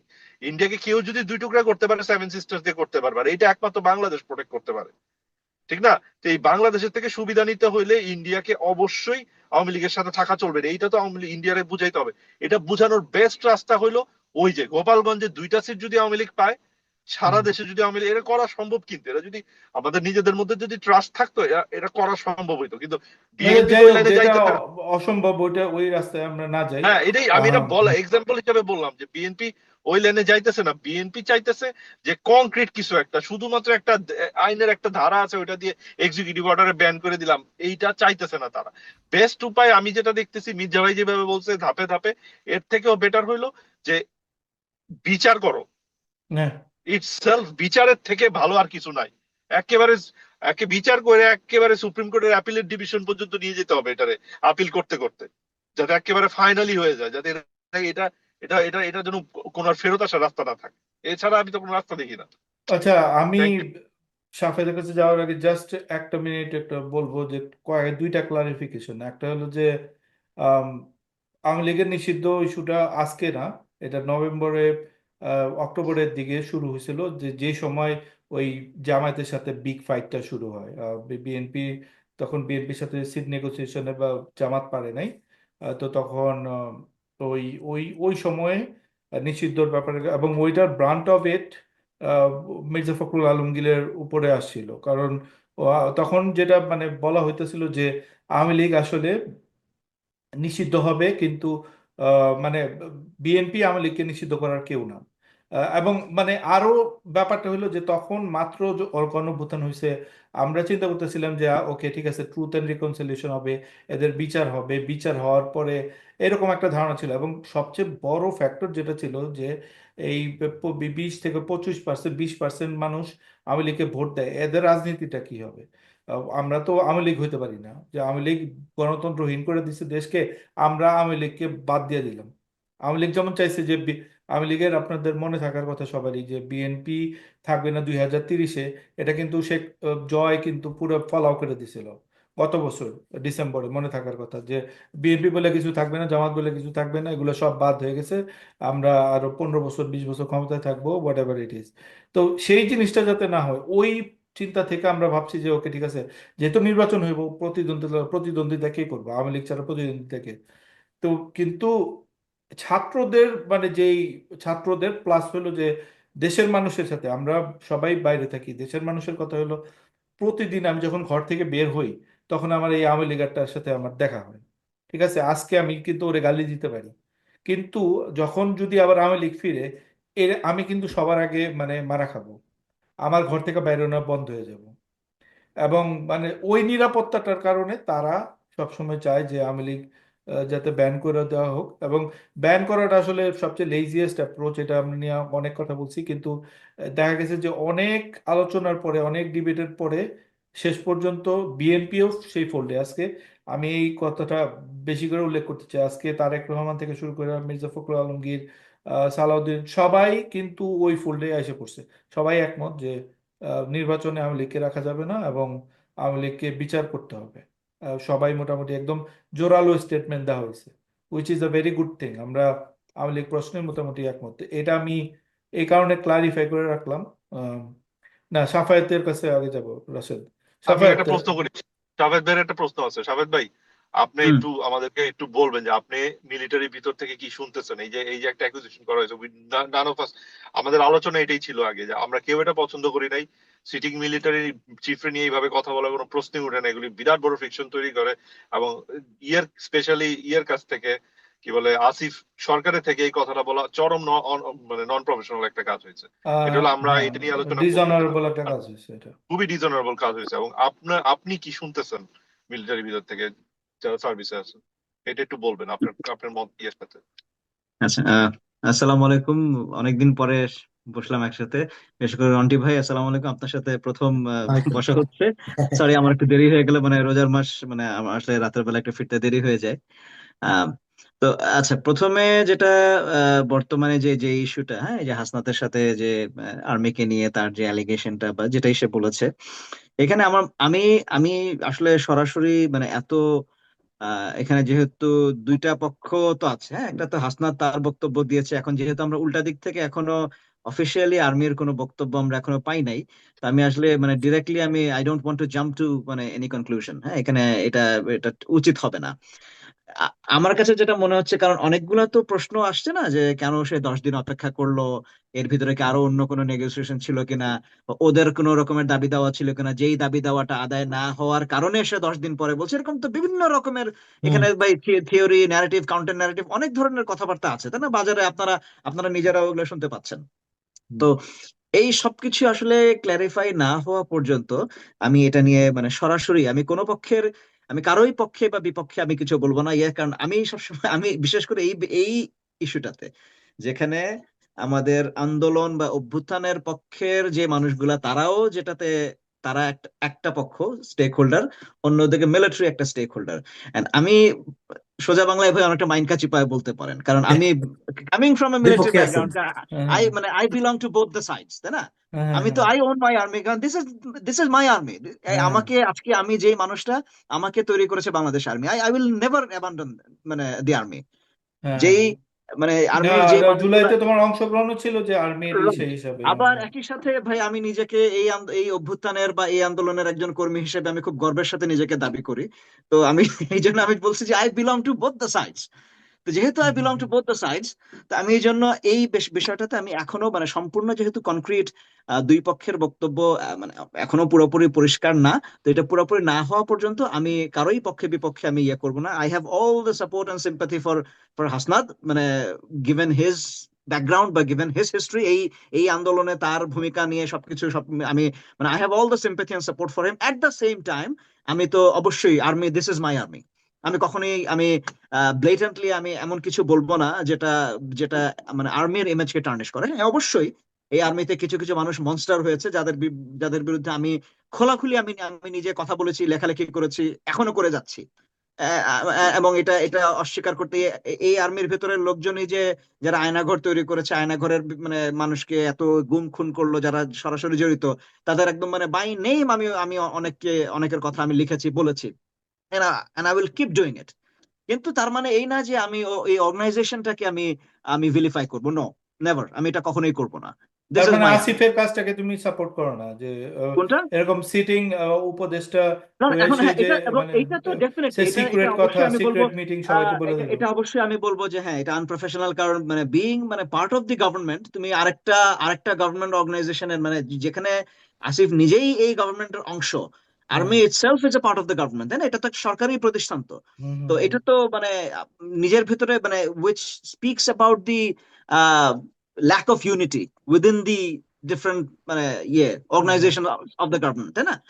তো আচ্ছা, এটা নিয়ে সাফায়েত, আওয়ামী লীগ আচ্ছা, নিষিদ্ধের এখন ব্যাপারে আমি তোমার। হুম, সেকেন্ড যে ইস্যুটা যে আর্মির ভেতরে কোনো ইয়ে হচ্ছে কিনা, আমি আমি নিজেও এই গতকালকে ইয়ে হওয়ার পর থেকে, এই সমস্ত জিনিসপত্র খবর বের হওয়ার পর থেকে আমি ভেতরে বেশ কয়েকজনের সাথে কথা বলেছি, এবং যেটা আমার কথা বলে আমার কাছে যেটা মনে হয়েছে যে আমরা শুধু শুধু উত্তেজিত হয়ে যাচ্ছি বাইরে। হ্যাঁ, এটা হুম, চলে আমি আজকে সকালবেলা আমি যখন অফিসে যাচ্ছি, আমি ঢাকা থেকে খুব আর্জেন্ট দেখে একজন আমাকে এই যে এখনই কল দাও আমাকে। তা আমি যাই হোক, আমি ড্রাইভ করতে করতে আমি কল দিলাম, হ্যাঁ কি ইয়ে নাকি ক্যান্টনমেন্ট নাকি একদম পুরো সাজ সাজ রব, সিলেট থেকে নাকি কমান্ডো ব্যাটালিয়ন চলে আসছে, হ্যাঁ ক্যান্টনমেন্ট নাকি পুরো ঘেরাও করে ফেলেছে, এই জাতীয় কথাবার্তা। আমি নিজে তারপরে কথা বললাম যারা ঢাকার বিভিন্ন মানে খুব গুরুত্বপূর্ণ দায়িত্বে যারা আছে এরকম কয়েকজনের সাথে আমি কথা বললাম, যে তারা তো মানে আমার একজন পরিচিত, আমার খুব কাছের মানুষ, সে বেচারা ইফতার করতে করতে আমার সাথে বলছে, সে মানে আকাশ থেকে পড়ছে যে ভাই এটা কি। He doesn't even know. আমি সকালবেলা যখন ফোন দিছি বাংলাদেশে তখন ইফতারের টাইম, সে ইফতার করতে করতে বেচারা ওর মনে হচ্ছে ওর মানে গলায় খাওয়া আটকা যাবে, হ্যাঁ মানে মানে আমি তো জানি না, মানে আমার মানে তাদের কথা হচ্ছে ভাই ট্রুপস তো ডিপ্লয় করে আমরাই করবো, আমি জানি না আমার ট্রুপস থেকে ডিপ্লয় হয়ে গেল। হ্যাঁ তো বাংলাদেশে এইরকম হচ্ছে যাবে। গিয়ে তো আমরা, হ্যাঁ এখন যেটা আমি যেটা একটা জিনিস যেটা নিয়ে হঠাৎ করে সবাই ইয়ে হয়ে গেল যে কি ক্যান্টনমেন্টে নাকি প্রত্যেকটা গেটে বাড়তি সৈন্য মোতায়েন করা হয়েছে। দেখেন এটা আমাদের কিছু ক্যান্টনমেন্টে আমাদের ইন্টারনাল সিকিউরিটির কিছু এসওপি, আমরা যেটাকে বলি স্ট্যান্ডার্ড অপারেটিং প্রসিজার, কিছু কিছু এসওপি থাকে, যে যখনই বাইরে ক্যান্টনমেন্টের বাইরে কোনো রকমের মানে রাজনৈতিক অস্থিরতা তৈরি করতে পারে এরকম কোনো পরিস্থিতির সৃষ্টি হয়, তখন আমাদের কিছু প্রিকশন থাকে, কিছু প্রিকশনের মেজার থাকে। এর ভিতরে একটা হচ্ছে কি, হ্যাঁ আমাদের গেট গুলাকে আমরা একটু এক্সট্রা সিকিউরিটি ইয়ে করি। এটা হচ্ছে কি নিতান্তই ক্যান্টনমেন্টের সিকিউরিটিটাকে এনশোর করা, একটু একটু বোলস্টার করে, এছাড়া আর কিছুই না, যে কু হয়ে যাবে এটা হয়ে যাবে ওটা হয়ে যাবে নো। আর হ্যাঁ এর বাইরে আরেকটা সম্ভবত গতকাল যেহেতু শুক্রবার ছিল, তো শুক্রবারে সম্ভবত এরকম একটা নিউজ পাওয়া যাচ্ছিল, যে আমি যেটা খবর পেয়েছি যে হিজবুত তাহরিরের একটা ওই যে লাস্ট এখন যে গাজাতে আবার যে বম্বিং করছে ইসরায়েল, এইটার প্রতিবাদে তাদের সম্ভবত একটা মিছিল বা ইউএস এমবাসি ঘেরাও করা বা এই জাতীয় ডিপ্লোম্যাটিক এরিয়ার দিকে মিছিল নিয়ে যাওয়া, এই জাতীয় কোনো একটা কর্মসূচি তাদের ছিল জুম্মার পরে, শুক্রবার যেহেতু ছিল। তো যেহেতু এরকম একটা কর্মসূচির মানে একটা আভাস পাওয়া গিয়েছিল, এবং এই মিছিলের রাস্তাগুলো আপনি বারিধারাতে যান, ডিপ্লোম্যাটিক জোন যেখানেই যান, আপনাকে ক্যান্টনমেন্টের পাশ দিয়ে যেতে হবে। তো এই জাতীয় যখন ইয়ে থাকে যে ঠিক আছে যাচ্ছে, যাওয়ার সময় যে মামার বাড়ির কি ইয়েতে একটা ঢিল মেরে গেলাম, ওই গাছের আমে একটা ঢিল মেরে গেলাম, তো এরকম যদি কারো মাথায় কোনো ফানি চিন্তা ভাবনা থাকে, এই সমস্ত বিষয় বিবেচনা করে তখন ক্যান্টনমেন্টের গেট গুলাতে, যেহেতু আপনি যদি ওই রাস্তাটার কথা চিন্তা করেন, সেই জাহাঙ্গীর গেট আপনি ইয়ে দিয়ে আসলেন, বিজয় সরণি দিয়ে এসে জাহাঙ্গীর গেট প্রথমে পড়বে, আরেকটু সামনে গেলে আপনার বনানী গেটটা পড়বে যে চেয়ারম্যান বাড়ির ওখানে, হ্যাঁ তারপর আরেকটু সামনে গেলে হয়তো ওইদিকে ইয়ে স্টাফ রোডের যে ইয়েটা, ওই যে মানে বারিধারা ডিউচেস এর একটু আগে যে স্টাফ রোডের যে গেট, মানে বেশ কয়েকটা গেট পড়ে। তো ন্যাচারালি যেহেতু এই একই রাস্তাতে এগুলো পড়ে যাচ্ছে, তো এই সমস্ত জায়গাতে হ্যাঁ অ্যাডিশনাল সিকিউরিটি করা ব্যবস্থা করা হয়েছিল, বাট দ্যাটস ইট, এর বেশি আর কিছুই না। মানে ক্যান্টনমেন্টে একদম পুরা সাজ সাজ রব, যুদ্ধ লেগে যাচ্ছে, গৃহযুদ্ধ শুরু হয়ে যাবে, এই হয়ে যাবে কু হয়ে যাবে, এটা শুধু শুধু ভাই এত উত্তেজিত হওয়ার কিছু নাই প্লিজ। মানে রোজা টোজা সবাই এটা রাখতেছেন, হয়নি আমি জানি মানে ব্লাড প্রেশার অনেকেরই আপ না ডাউন করে এরকম। আমরা কয়েকজনকে দেখছি যারা তোমারও পরিচিত, ওই যে কর্নেল কিছু যারা নিয়মিত না ইউটিউব আমি টিউব করে আমি এই যে। আমি কারো নাম উল্লেখ করতে চাই না, আমি হ্যাঁ কাউকে হ্যাঁ, মানে আমি শুধু ঠিক আছে আমি তাহলে মানে ওটা না। আমি বলবো আহ, না যে না আমি আমি শুদ্ধ বা আমি অমুক ভুল, আমি এই জাতীয় কোনো আমি কাউকে না আমি কারো নাম আমরা উল্লেখ তো করে কিছু তোমার বলতে চাই না। কথাই ভরসা করি আমি শুধু বলছি বন্ধুগণ। যে যেটা আমি জানতে পেরেছি, হ্যাঁ আমি আমি হ্যাঁ, সরাসরি ওখানে যারা গ্রাউন্ডে যারা আছে এরকম কয়েকজনের সাথে কথা বলে আমি যেটা জানতে পেরেছি, আমি শুধু সেটাই বললাম। ওকে ঠিক আছে। আম, রন্টি ভাই আমরা শেষের দিকে চলে না না আসছি। এখানে না মির্জা ভাই, আমি আরেকটু হ্যাঁ জিনিস ক্লিয়ার করে নিই। দেখেন দেখেন বর্তমানে বাংলাদেশে যে পরিস্থিতি, এই পরিস্থিতিগুলোতে মানে একটা অস্থিরতা সবার ভিতরে, এবং অস্থিরতা যখন সবার ভিতরে থাকে না, মানুষের না কল্পনা শক্তি মানে অনেক কিছু চিন্তা করে ফেলে, কল্পনা করে ফেলে। একটা মানুষের ভিতরে একটা থাকে না খুব একটা হিরোইজম, একটা রোমান্টিসিজম, একটা থ্রিল সবকিছু মিলে একটা অদ্ভুত, এবং মানুষ তখন মানে অনেক কিছু জিনিস মানে শুনতে চায়, মানে আপনার অজান্তে নিজের আপনার সাবকনশিয়াস মাইন্ড দেখতে চায়, হ্যাঁ এরকম একটা জিনিস হচ্ছে, এরকম সাজ সাজরা অস্ত্র টস্ত্র নিয়ে সবাই বের হয়ে আসতেছে, দাঁড়ায় যাচ্ছে। এটা কিন্তু আপনি নিজের মনের অজান্তেই অনেক কিছু আপনি মানে তৈরি করে ফেলেন, আপনি নিজের অজান্তেই আপনার মনে হয় যে হ্যাঁ এরকম এটাই তো এখন হওয়া উচিত, এটা এটা হইতে হবে। এবং ওই চিন্তা ভাবনা থেকে তখন দেখা যায় যে আপনি এই জাতীয় কথাবার্তা অনেকে বলে ফেলে।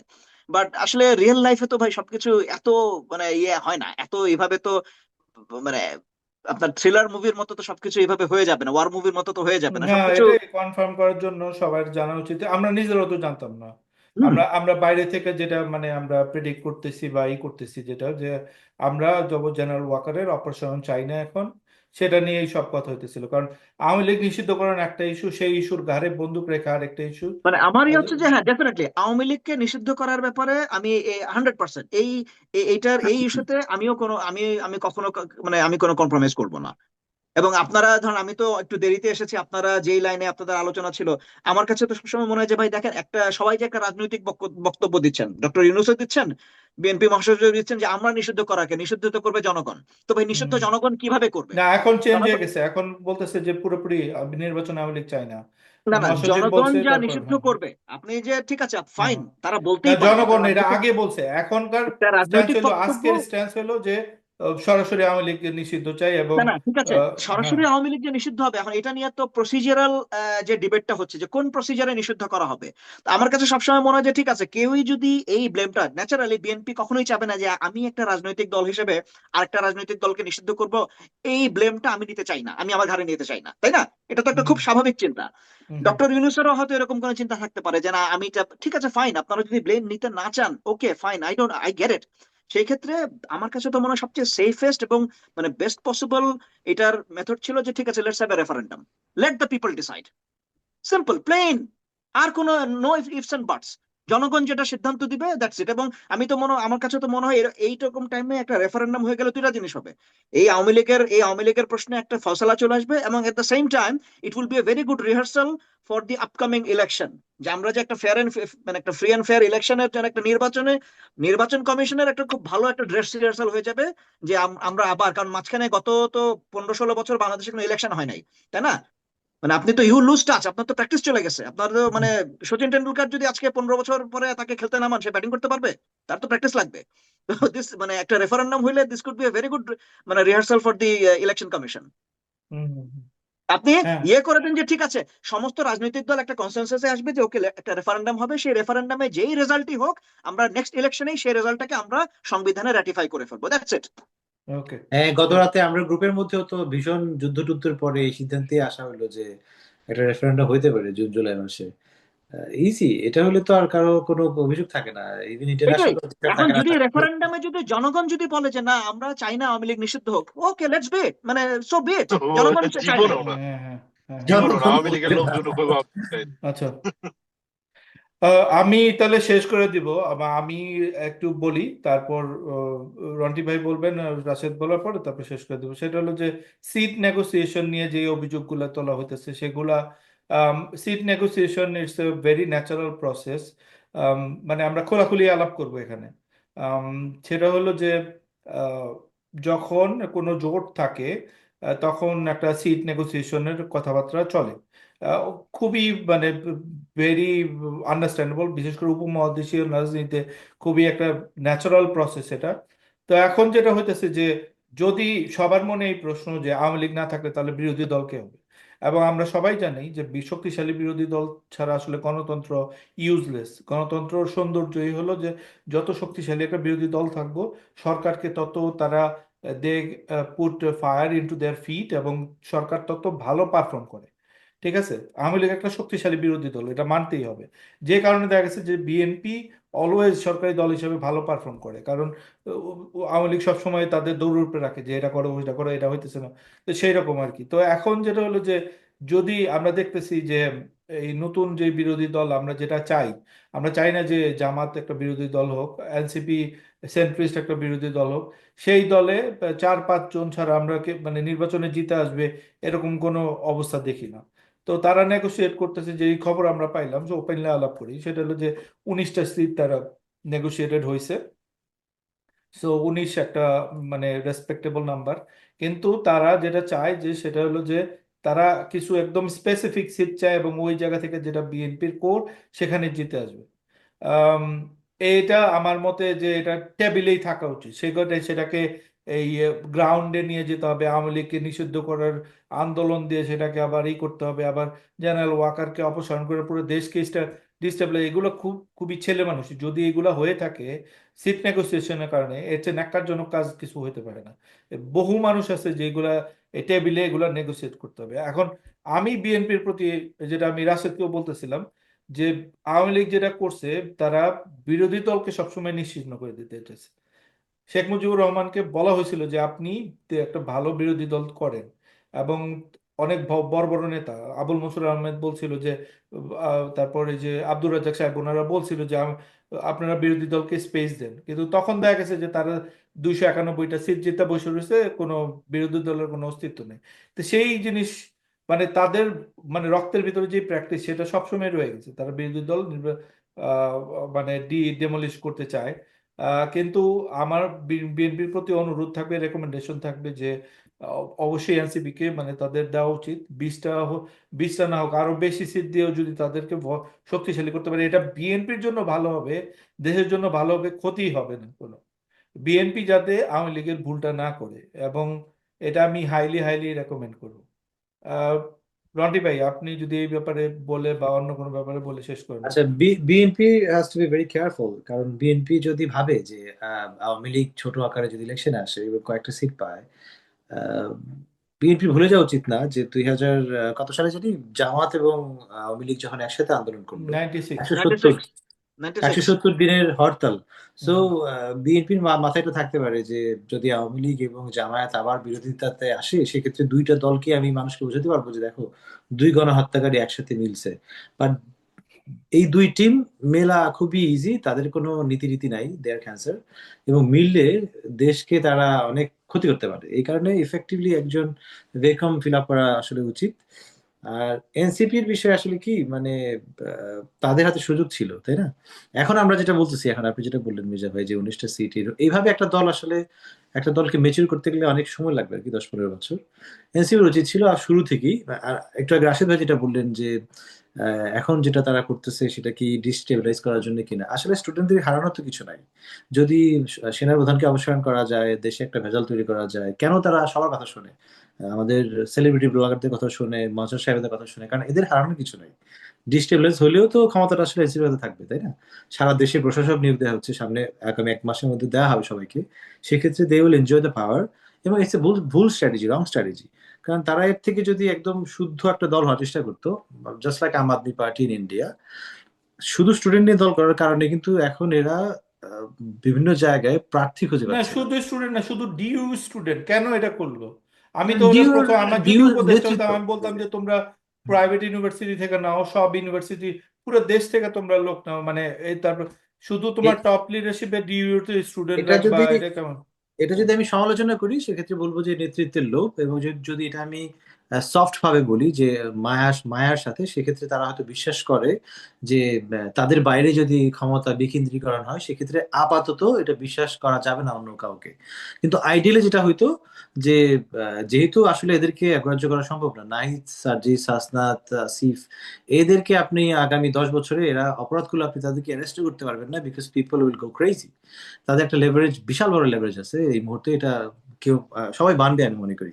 তো এরা আসলে সোসাইটির সব জায়গা থেকে মানুষ নেওয়া উচিত ছিল, সব সব পোর্শন থেকে। হুম হুম এখন হুম। তারা যেটা করছে এটা হচ্ছে ছাত্র প্লাস আপনার হায়ার মিডল ক্লাস এবং না তারা তো ছাত্র। এজিজম করছে যে 40-এর উপরে কাউকে নেয় নেই, এটা তো একটা হ্যাঁ, হ্যাঁ, হ্যাঁ, ফালতু একটা। এইভাবে হয় না। হ্যাঁ উচিত হ্যাঁ ছিল পুরো সোসাইটির সব, মানে বাংলাদেশে নন পলিটিক্যাল পার্সন যারা পলিটিক্সে কন্ট্রিবিউট করতে চায় ভদ্রভাবে, এরকম হ্যাঁ। প্রচুর প্রতিষ্ঠিত লোকজন আছে, এদেরকে নেওয়া উচিত ছিল।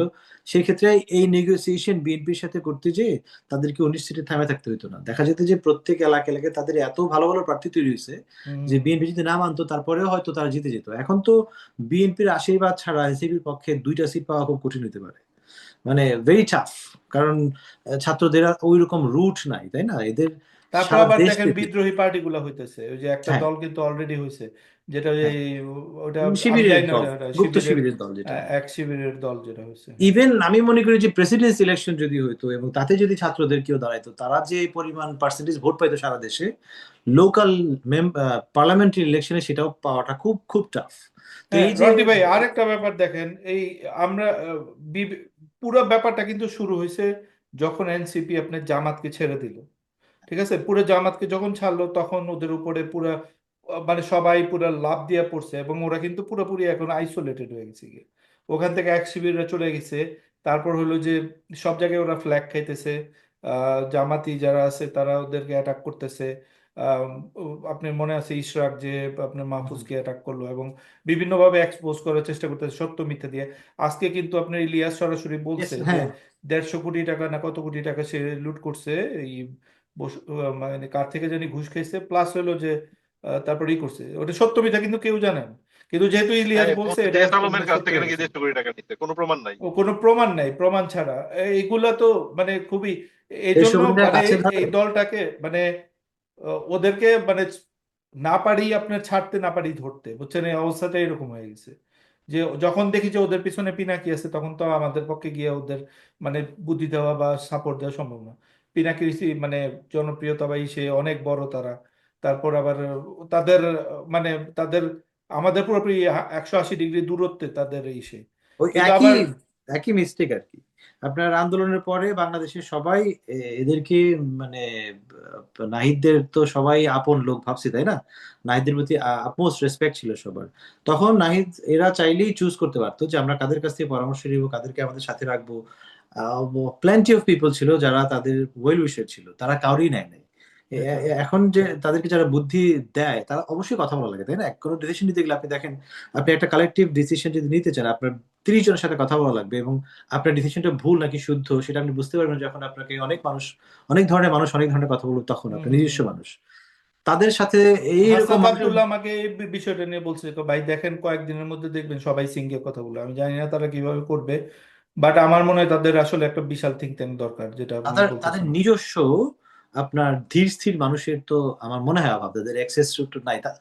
এনসিপির মধ্যে অনেক আপনার হয়তো প্রগতিশীল ব্যাপার স্যাপার আছে, যেমন আপনার তাসনিম জারার বিষয়টাই বলি। তাসনিম হুম জারা হুম যখন প্রথম, আমার সাথে যখন যোগাযোগ হয় এনসিপির বা নাগরিক কমিটির, এবং তারা বলে যে বিদেশের জিনিসটা দেবে তাসনিম জারা, আমি প্রশ্ন করছিলাম যে তাসনিম জারার কি কন্ট্রিবিউশন নিয়েতে, সে কি বুঝবে, সে তো মানে বাজে কমেন্টি করছে। আমি বলছি সে তো সেলিব্রিটি, একজন ইউটিউবার, সো তার পক্ষে আসলে এটাকে কি ম্যাচ করা সম্ভব হবে? কিন্তু still it's a good inclusion. এবং এই যে অ্যাক্সেস তারা দিছে তাসনিম জারারে ট্যালেন্টের কারণে, এতে বোঝা যায় যে তারা আসলে এত বেশি আপনার কনজারভেটিভ না মানুষকে নেওয়ার ক্ষেত্রে। কিন্তু তারা কেন যে বাংলাদেশের ভেতরে যারা আপনার দীর্ঘদিন আন্দোলন টান্দোলন করছে কিন্তু কোনো দলের সাথে একদমই বেশি জড়িত না, তাদেরকে অ্যাক্সেস দিল না, এটা খুবই রহস্য। এবং এটা এদের এখনো সময় আছে, করা উচিত। এখনো মানে একটা ব্লান্ডার হবে এখন এই যে প্রশাসক পর্যায়ে বসানো, এটা একটা আশীর্বাদ হইতে পারে, ব্লান্ডার হইতে পারে। বাট তাদের একটা থিঙ্ক ট্যাঙ্ক তৈরি করা অত্যন্ত জরুরি, তা না হলে এইভাবে অরুণচন্ডী এদিক সেদিক বিভিন্ন ধরনের উল্টাপাল্টা ইয়ে থাকবেই। আর এখন জামায়াত এদের বিরুদ্ধে কালেকটিভ অ্যাকশনে গেছে, আপনি প্রমাণ দেখছেন অলরেডি। হ্যাঁ হ্যাঁ হ্যাঁ। এই যে মাহফুজের বিরুদ্ধে যাওয়ার মানে তো এটা হচ্ছে ডিভাইড এন্ড রুলস। আপনি একজনের পক্ষে কথা বলবেন, বলবেন যে এই লোকটা ভালো, এই লোকটা খারাপ। ইলিয়াস সাহেব আজকে যেটা কথা বললো, এটা ক্লিয়ারলি বললো যে সার্জিস হাসনাতের একটা গ্রুপ এবং ছাত্র শক্তিদের আর একটা গ্রুপ, তাই না? না এগুলো কিন্তু তো, সে বলছে সবাইকে কিন্তু রাস্তার মধ্যে মারা হবে, হ্যাঁ, রাস্তার টোকাইরা এদেরকে মারবে, ইলিয়াস এগুলা সাহেবের কথা সরাসরি বলছে। পাত্তা দিয়ে লাভ নেই, সে তো সবাইকে আসলে বাট্টা পাত্তা ভাই, তার লক্ষ লক্ষ তার ফলোয়ার, আপনি বললেন মানে বুঝতে পারছেন না যে, যাই হোক তো রাশিদের কাছে আসি, রাশিদ শেষ করে দাও তাহলে। এই নির্বাচন নিয়ে একটা কথা বলি যে 3টা পয়েন্ট আছে। এনসিপি যদি একটা সিটও পাইতে হয়, প্রত্যেকটা সিটে 3টা ফ্যাক্টর। প্রথম ফ্যাক্টর, ধানের শীষের থেকে কেউ ইলেকশন করতে পারবে না। দ্বিতীয়ত হইলো বিএনপির কোনো বিদ্রোহী প্রার্থী থাকা চলবে না। আর তৃতীয় তৃতীয় পয়েন্টটা হইতেছে যে বিএনপির নেতাকর্মীকে ওই এলাকায় তাদের পক্ষে কাজ করতে হবে। এই 3টা পয়েন্ট যদি না মিলে, তাদের পক্ষে একটা সিটও বের করা কোনোখান থেকে সম্ভব হবে না। সো তারা যখন সিট নেগোসিয়েশন করবে, তাদেরকে এই জিনিসটা মাথায় রাখা উচিত। সেরকম ভাবে মির্জা ভাই যেটা বলছে, আমি এই জিনিসটা আরো বিশ্রী ভাবে বলি, কথাটা শুনতে বিএনপির লোকজনের পছন্দ হবে না। খালেদা জিয়ার মতো মানুষকে শেখ হাসিনার মতো অমানুষের বিপক্ষে রাজনীতি করতে হয়েছে। এইটা এই পরিবারটা পুরোপুরি ভোগ করছে। এখন তারেক রহমান যদি জাইমা রহমানের জন্য সেইম খালেদা জিয়ার মতো একটা ফিউচার রেখে যেতে চায়, যে সারাটা জীবন কতগুলি অমানুষের সাথে কামড়া কামড়ি করে পলিটিক্স করতে হবে, দেশের কাজ করার সুযোগই পাবে না, সেটা যদি তারেক রহমান জাইমা রহমানের জন্য রাইখে যেতে চায়, তাহলে বিএনপির উচিত এনসিপি কে পাত্তা না দেওয়া। অ- অথবা তারেক রহমান যদি চায় যে তার পরবর্তী জেনারেশন বা বিএনপির পরবর্তী নেতারা এইসব ফাইজলামির পিছনে সময় নষ্ট না করে দেশের জন্য কাজ করবে, সেই ক্ষেত্রে বিএনপির উচিত যেভাবে পারে এই দলটাকে কোলে নিয়ে হইলেও এই দলটাকে সাজানো। বাংলাদেশের 2টা মধ্যপন্থী শক্তিশালী দল অত্যন্ত একদম ফরজ যদি আগে বাড়তে হয়। এছাড়া বাংলাদেশের আর কোনো ফিউচার নাই। Thank you. আমি এক মিনিট বলেন একটু বলেন বলতে বলেন চাই বলেন শেষ করার আগে, সেটা বলেন হচ্ছে যে দেখেন এনসিপি অনেক ভুল করবে, এরা এরা খুব তরুণ তাই না, এবং এরা অনেক অ্যাম্বিশাস, অনেক ধরনের ষড়যন্ত্র হয়তো তারা করবে বিএনপির বিরুদ্ধে, কিন্তু বিএনপি যে বিগার পার্টি, বিএনপির সংকট বেশি, বিএনপি যদি 290 সিট জিতে গেল আগামী ইলেকশনে, দেন দে ওন্ট সার্ভাইভ, কোনো না কোনো ভাবে ট্রিপ করবে তাই না, 2 টার্ম থাকতে পারবে তারপর ট্রিপ করবে। সো তাদের উচিত আরো প্রোয়েক্টিভ হওয়া, এবং প্রয়োজনে আমার তো এটাও ধারণা যে 19টা সিটের কথা বলা হয়েছে, সেই 19টা সিটের যোগ্য প্রার্থীও এনসিপি বের করতে নাও পারে। বিএনপির উচিত আরো প্রোয়েক্টিভ হওয়া, ইভেন তারা যাতে অনেক প্রার্থী, আমি পার্সোনালি জানি অনেক প্রার্থী কাছে অফার গেছে এনসিপির কাছ থেকে, এবং প্রার্থীরা রাজি হচ্ছে না just because they are scared, কারণ এনসিপি এখনো অতটা গোছানো না, এবং যদি বিএনপি পরবর্তীতে ওই সমস্ত প্রার্থীদের বিরুদ্ধে যায় এবং ওই এলাকায় তার ব্যবসার ক্ষতিগ্রস্ত হয়, বেশিরভাগ প্রার্থী আসলে ব্যবসায়ী বা কোনো ধরনের আপনার ব্যবসার সাথে জড়িত। সো হুম বিএনপি হুম কে মেক শিওর করতে হবে যে তারা কিরকম ভাবে ডিল করবে এনসিপি কে, এবং যদি তারা ডিসিশন নেয়, যেটা নেওয়া উচিত যে এনসিপি কে তারা স্টাবলিশ করবে, হুইচ ইজ নট গণতান্ত্রিক, বাট এটা করতে হবে পরিবর্তিত পরিস্থিতিতে, তাদেরকে অ্যাক্টিভলি হেল্প করতে হবে টু চুজ ইভেন দ্য প্রার্থী ফর এনসিপি। গ্রিন সিগন্যাল দেওয়া লাগবে যে তোমরা এখানে কাজ করো এবং ওইটা আমরা করবো। এইভাবে না করলে হবে না, এবং এভাবে যদি না করে তারা, দেন বিএনপির জন্য আগামী টার্ম খুব খুব খারাপ হবে, মানে আগামী টার্ম চালানোটা বিএনপির পক্ষে অনেক আপনার রন্টি বাম্পি ভাই, রোড আপনি হবে। ফিউচার কেমন দেখেন আমি দেখি যে এই মাহফুজ ছেলেটার, তারপর নাহিদ, এদের ভালো মাহফুজ তো ভবিষ্যৎ, আমি ইভেন ভক্ত। হাসনাতকেও হয়তো স্যালভেজ করা যাবে, মানে ওদের আমি দেখি যে এরা এরা নেতা হইতেছে বা এরকম আমার কাছে আমি একটা একমাত্র ফিলিং হয়। আমি যদিও আমি একমাত্র কিন্তু মানে জুলাইয়ের পরবর্তী থেকে মানে আমি তাদেরকে ইমামই ভাবছিলাম, তাদের নেতা ভাবছিলাম। অ্যাট ওয়ান পয়েন্ট আমি এনসিপিতে জয়েন করার চিন্তা করছিলাম, কিন্তু পরবর্তীতে তো মানে হয়ে গেল, ফেল হয়ে গেল সবকিছু। আমি কিন্তু তো মাহফুজের ভক্ত, মাহফুজের আমি বড় ধরনের ভক্ত। আপনি দেখতে পাইতেছেন যে এই দলটা বেসিক্যালি আমি যেটা মানে আপনি 10 বছর পরে এনসিপির আপনি দেখেন নাকি একটা ফ্রিঞ্জ দল, এই নুরুর দল বা হোয়াট এভার, মান্না সাহেবের দল বা এই আন্দালিবের পার্টির মতো একটা ছোট্ট একটা এইটা এগুলোর এটা দেখতেছেন। নির্ভর করে আগামী কয়েক মাসে এনসিপির আপনার স্ট্র্যাটেজির উপরে। এনসিপি যদি এই যে আমরা যে ফর্মুলাটা দিলাম যে বিএনপির কাঁধে ভর করে আসলে 19টা সিট নেয়, এইভাবে করলে তো সার্ভাইভ করা খুব মুশকিল। আপনি আগামী টার্মে হয়তো তারা এমপি হতে পারবে, একটা মিনিস্ট্রি পাবে, কিন্তু তারপরে আহ, দলকে বড় করাটা একটু মানে সময় লাগবে, বা একটু একটু কঠিন। যদি এখন আগামী 3 মাসের মধ্যে তারা প্রচুর ভালো ভালো লোককে দলে আনতে পারে, এবং এই যে 19টা সিটের কথা বললেন, অবশ্যই তাদের মাথার মধ্যে 19 জন লোক আছে, এই যে সেন্ট্রাল কমিটি 280 জন লোক, এদেরকে নিয়ে যদি চিন্তা থাকে এনসিপি যে আমরা আমাদের এই 280 জন থেকেই প্রার্থী হবে, সেক্ষেত্রে it's very hard to survive. কারণ ইয়াং মানুষদের সমস্যাটা দেখেন, আপনার লোকালি যারা রাজনীতি করে এরা কয়েক জেনারেশন রাজনীতি করে, মানুষজন হুম এদেরকে চেনে, রুট জানে। আপনার বিএনপি হোক আর আওয়ামী লীগ হোক আর জামাতের কথা বলি না, বিএনপি আওয়ামী লীগ হোক আর জাতীয় পার্টি হোক, মানুষ ভাবতে পারে যে এরা যত খারাপই হোক, লিস্ট এদের বাপ চাচারা আমি চিনি, এদেরকে ধরতে পারবো। কিন্তু হ্যাঁ এনসিপি লোকের সমস্যাটা হচ্ছে এরা এত ইয়াং, বেশিরভাগই এলাকার বাইরে পড়ালেখাতেও গেছে, এদেরকে কেউ চেনে না। সো ইটস হ্যাঁ very hard for them. So এদেরকে বাইরে থেকে রিক্রুট করা লাগবে ভালো ভালো মানুষ, এবং এটাকে দ্রুত আগামী 2-3 মাসের মধ্যে পরিচিত করানো লাগবে সারা বাংলাদেশে যে আমরা বাইরে থেকে রিক্রুট করছি, বাংলাদেশের জনসাধারণ, বাংলাদেশের মুরব্বী, বাংলাদেশের প্রফেশনালস এখন যেভাবে করতেছে যে আর্মি উইং, আইনজীবী wing, doctors wing, very good, but এই ধরনের উইংরা আসলে পিপলের সাথে কানেক্টেড না, আপনার একদম রুট থেকে আনতে হবে, আম হুম আদমি পার্টির মতো একদম রুট থেকে নর্মাল পিপল আনতে হবে, এবং এদের এই যে আপনার বিপ্লবী তত্ত্ব থেকে দূরে সরে এসে একদম জনগণ ভিত্তিক। আপনি যদি গ্রামে যান, গ্রামের মানুষ, আমরা যে কথাবার্তা বলতেছি না, অবভিয়াসলি মিডল ক্লাস এবং এই ধরনের বুদ্ধিজীবী আমাদের মতো যারা আছে, এরা একটা নেগেটিভ সেট করে মানুষদের জন্য, কিন্তু গ্রামের মানুষ এগুলো নিয়ে কোনো মাথা ব্যথা নেই, এরা জানেও না আজকে আর্মি নিয়ে কি হয়েছে, পিনাকি ভট্টাচার্য কি বলতেছে, দে হ্যাভ নো আইডিয়া। তারা দেখে যে সামনে কি, মানে তাদের পক্ষে কি বলা হইতেছে। NCP is losing this. এই যে সেকেন্ড রিপাবলিক বা রাষ্ট্রপতি অপসারণ, এগুলোতে কিচ্ছু যায় আসে না গ্রামের মানুষদের। সংস্কার এগুলো গ্রামের কিছুই মানুষদের আসবে এনসিপি না। কে বলতে হবে যে আমরা দুর্নীতি রাখবো না, আপনারা সরকারি সাহায্য পাবেন, আপনারা সরকারি অফিসে ভালো সেবা পাবেন, আপনাদেরকে উপরে ছড়ি ঘোরাবে না, আমরা মেক শিওর করবো আপনাদের পক্ষে থাকবো, আপনাদেরকে বয়স্ক ভাতা দিব, বেকার ভাতা দিব, এইগুলো বলা লাগবে এই নেক্সট 3-4 মান্থস। এটা যদি করতে পারে তাহলে এদের আগামী টার্মে নিরাপত্তা বা ওই চাকরি এগুলোর দরকার নেই। দেখেন এটা একটা আরেকটা ব্লান্ডার ফর এনসিপি। এনসিপিটা বা ছাত্রদের দলটা তৈরি হয়েছে কোটা বিরোধী আন্দোলন থেকে, তাই না? এটা নিয়ে কোনো কথাই নেই। বলা উচিত ছিল যে বাংলাদেশের কৃষক শ্রমিক জনতা যারাই থাকুক না কেন, যত গরিব থাকুক না কেন, আমরা মেধাবী হইলেই আমরা চাকরির ব্যবস্থা করে দিব, আমরা ট্রেনিং এর ব্যবস্থা করে দিব। জামাত যেটা করে যে রেটিনার মধ্যে পাঠাই দেয়, ফোকাসের মধ্যে পাঠাই দেয়, মানরাতের মধ্যে পাঠাই দেয়, এরকম বলা উচিত ছিল। এটার ধারে কাছে তারা নাই, বিকজ তাদের হাতে এটা চিন্তা করার সময় নাই। তাদেরকে মাঠে মাঠে দৌড়াইতে হইতেছে, হেলিকপ্টার করে যাইতে হইতেছে, ওইদিকে প্রশাসক কারে বসাবে এটা নিয়ে চিন্তা করতে হইতেছে, ওইদিকে আবার পিনাকির সাথে কথা বইলা কিভাবে মানে ডিস্টেবলাইজ করা যায় এগুলো নিয়ে ভাবতে হইতেছে। ওই পলিসি মেকিং এর চিন্তা ভাবনা তো তারা করতে পারতেছে না। সো দে হ্যাভ টু, মানে এদের ওই যে একজন দুইজন, এই যে মাহফুজের কথাই বলেন, মাহফুজের দায়িত্ব দাও যে তোমরা এটা নিয়ে কথা বলো, you make the policy, recruit 10%, maybe Imtiaz Mirza, তারপরে বসো তোমরা। আপনি গ্রুপে দেখেন, আমাদের গ্রুপে যারা এনসিপি লোকজন আছে, decent people, they are very qualified, কিন্তু আমার মনে হয় না এরা নীতি, মানে এই দলের নীতি নির্ধারণের কোনো আশেপাশে দিয়ে আছে। তারা শুধুমাত্র আবেগ দিয়ে কথা বলে, জুলাইয়ের আবেগ তাদের মধ্যে আছে, কিন্তু দলের দলের যে নীতি নির্ধারণের জায়গার মধ্যে কথাবার্তা বলা বা প্রভাব রাখা, এটা কিছু এদের মধ্যে নাই।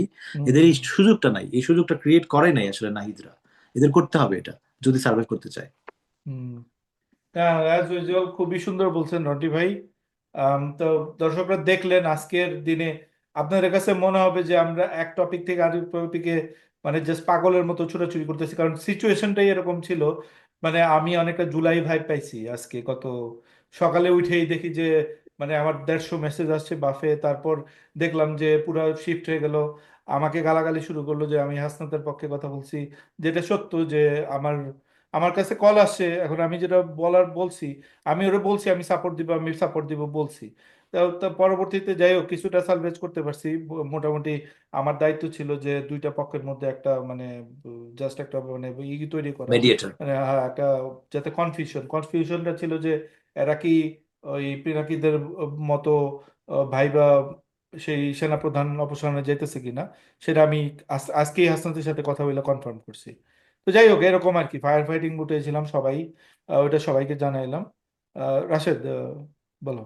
বিজয় ভাই, আপনি শেষ করার আগে আমার তিনজনের কাছে একটা প্রশ্ন ভাই। সকালবেলা মানে গতকাল রাত্রে যেটা নিয়ে তর্ক করি, সকালে উঠা এক বিষয়ে তর্ক করি, এর বিকালে আরেক বিষয়ে তর্ক করি, এর পরের দিন সকালে উঠে আর মনে থাকে না যে গতকালকে এবং এর আগের দিন কি নিয়ে তর্ক করছি। এই এই এইগুলি আমরা আর কতদিন করব? ইলেকশন পর্যন্ত। ভাই তো আমার এখানে আমার একটা খুব সিম্পল থিওরি আছে। ওই যে কোভিড এর সময় একটা ইয়ে ছিল না, যে প্রথম 72 ঘন্টা ইনকিউবেশন পিরিয়ড। তো যে কোনো টপিক আসার পরে আমি 72 ঘন্টা ইনকিউবেশন পিরিয়ডে থাকি। আমি আগে দেখি আছে ভাই কোন দিকে যাচ্ছে, কারণ 72 ঘন্টা তো কোনো ইস্যুই তাহলে তো থাকে কোনো না, টপিক পাবেন না। 7 ঘন্টা 2 মিনিট থাকে না। তুমি ভাই চিন্তা করো সাইকেলই গত হলো 24 ঘন্টা, 24 ঘন্টা। রাশেদ আমি গতকাল মানে 24 ঘন্টা হয় নাই, আমার ভিডিও টপিক কি ছিল যে সেক্স বিফোর ম্যারেজ, এটা নিয়ে সুন্দর আমি অনেক কথা বলছি। সবাই ইভেন আমার ইররিলেভেন্ট হয়ে গেছে মানে এটা। আত্মীয় স্বজন আমার কল করা শুরু করছে, হ্যাঁ মানে এত কারণ মানে ই তো আমি খুব কন্ট্রোভার্সিয়াল টপিকে, ঠিক আছে। ওইখান থেকে লাভ দিয়ে পড়লাম কোথায় যে ইসের মধ্যে, যে কি আওয়ামী লীগ নিষিদ্ধকরণ, এবং মানে একটা টপিকেরও তো কোনো ছেঁড়া বেড়া আছে। ভাই এরপর আপনার তো, এখন আপনি তো ভিডিও দিতে পারছেন, আমার ট্র্যাজেডিটা বুঝতে পারছেন। আমি যখন প্রথম ভিডিও দিতে গেলাম গত সপ্তাহে, শাহবাগ বিষয় নসিহত, আমি এটা পোস্ট করতে যাই দেখি এটা সলভ হয়ে গেছে। কি দুঃখের বিষয়, এটা ভিডিও বানানো খুব কঠিন। আর আপনি তো আমাদের চ্যানেলের পুরো শেষ করে দিছেন। রাশেদ আজকাল আপনার রাশেদ আমাদের গুতায় গুতায় ভিডিও করায়, তো এখন সে নিজের ভিডিও নিয়ে ব্যস্ত থাকে, নিজে আমাদের তো কিছু সেলিব্রিটি, তার ভীষণ ভিউ। ভাই পয়সা কিন্তু দেওয়া লাগবে, আমার সাথে চুক্তি হয়েছে আপনাদের, ডলার দেওয়া লাগবে। ও, আমার আমার মনিটাইজেশন সাসপেন্ডেড। কেন? ওই বিয়ে জামাতের পোলাপাইন রিপোর্ট করে মনিটাইজেশন ইয়ে করে রেস্ট্রিকশনে ফালাই দিয়ে মনিটাইজেশন সাসপেন্ডেড করে দিচ্ছে। এটা তো পয়সা রাশেদের হলো তো না। গো টু টপিক হলো জামাত। হুম। এনিওয়ে, দর্শকরা সবাই দেখলেন যে আমরা আসলে সত্যি কথা বলতে যেরকম দেখতেছেন যে এরকম এরকম ফায়ার ফাইটিং মুডেই থাকি সারাক্ষণ, এক ইস্যু থেকে আরেক ইস্যুতে, মানে মাঝে মাঝে চিন্তা হয় যে মানে কোথাও কোন টপিকে কথা কইতেছি। এখন যেহেতু আমরা খুবই ইনভলভ থাকি, এই জন্য অনেকে ফলোই করতে পারবে না যে আসলে সকালে কি ছিল বিকালে কি ছিল। এনিওয়ে এই জন্য মনে হতে পারে একটু ডিস্ট্রট আমরা, বাট আমরা চাইলাম একটা ওভারঅল এবং খুবই ক্যান্ডিডলি আমরা বলছি। বিশেষ করে সিট নেগোসিয়েশনের যে ব্যাপারগুলো, এগুলো হয়তো আপনারা কোথাও কোনোদিন শুনবেন না, বাট আমরা এগুলা, আমার মনে হলো যে আসলে এই কারণেই শোটা করা যে মানুষের এগুলো জানা উচিত যে আসলে আন্ডারনিতে কি হইতেছে, তাহলে অনেক কিছুই ক্লিয়ার হয়ে যাবে। বাইরে যা দেখতেছেন সবই রেটরিক, অনেক কিছুই, কিন্তু ভিতরে মানে ডিপ ইনসাইড পলিটিক্স যেটা চলে সেটাও জানা উচিত মানুষের। তো সবাইকে ধন্যবাদ, সবাইকে ভালো থাকেন সবাই। রাশেদ ধন্যবাদ, রন্টি ভাই, thank Safayet, you. Thank you. Thank you. Thank you.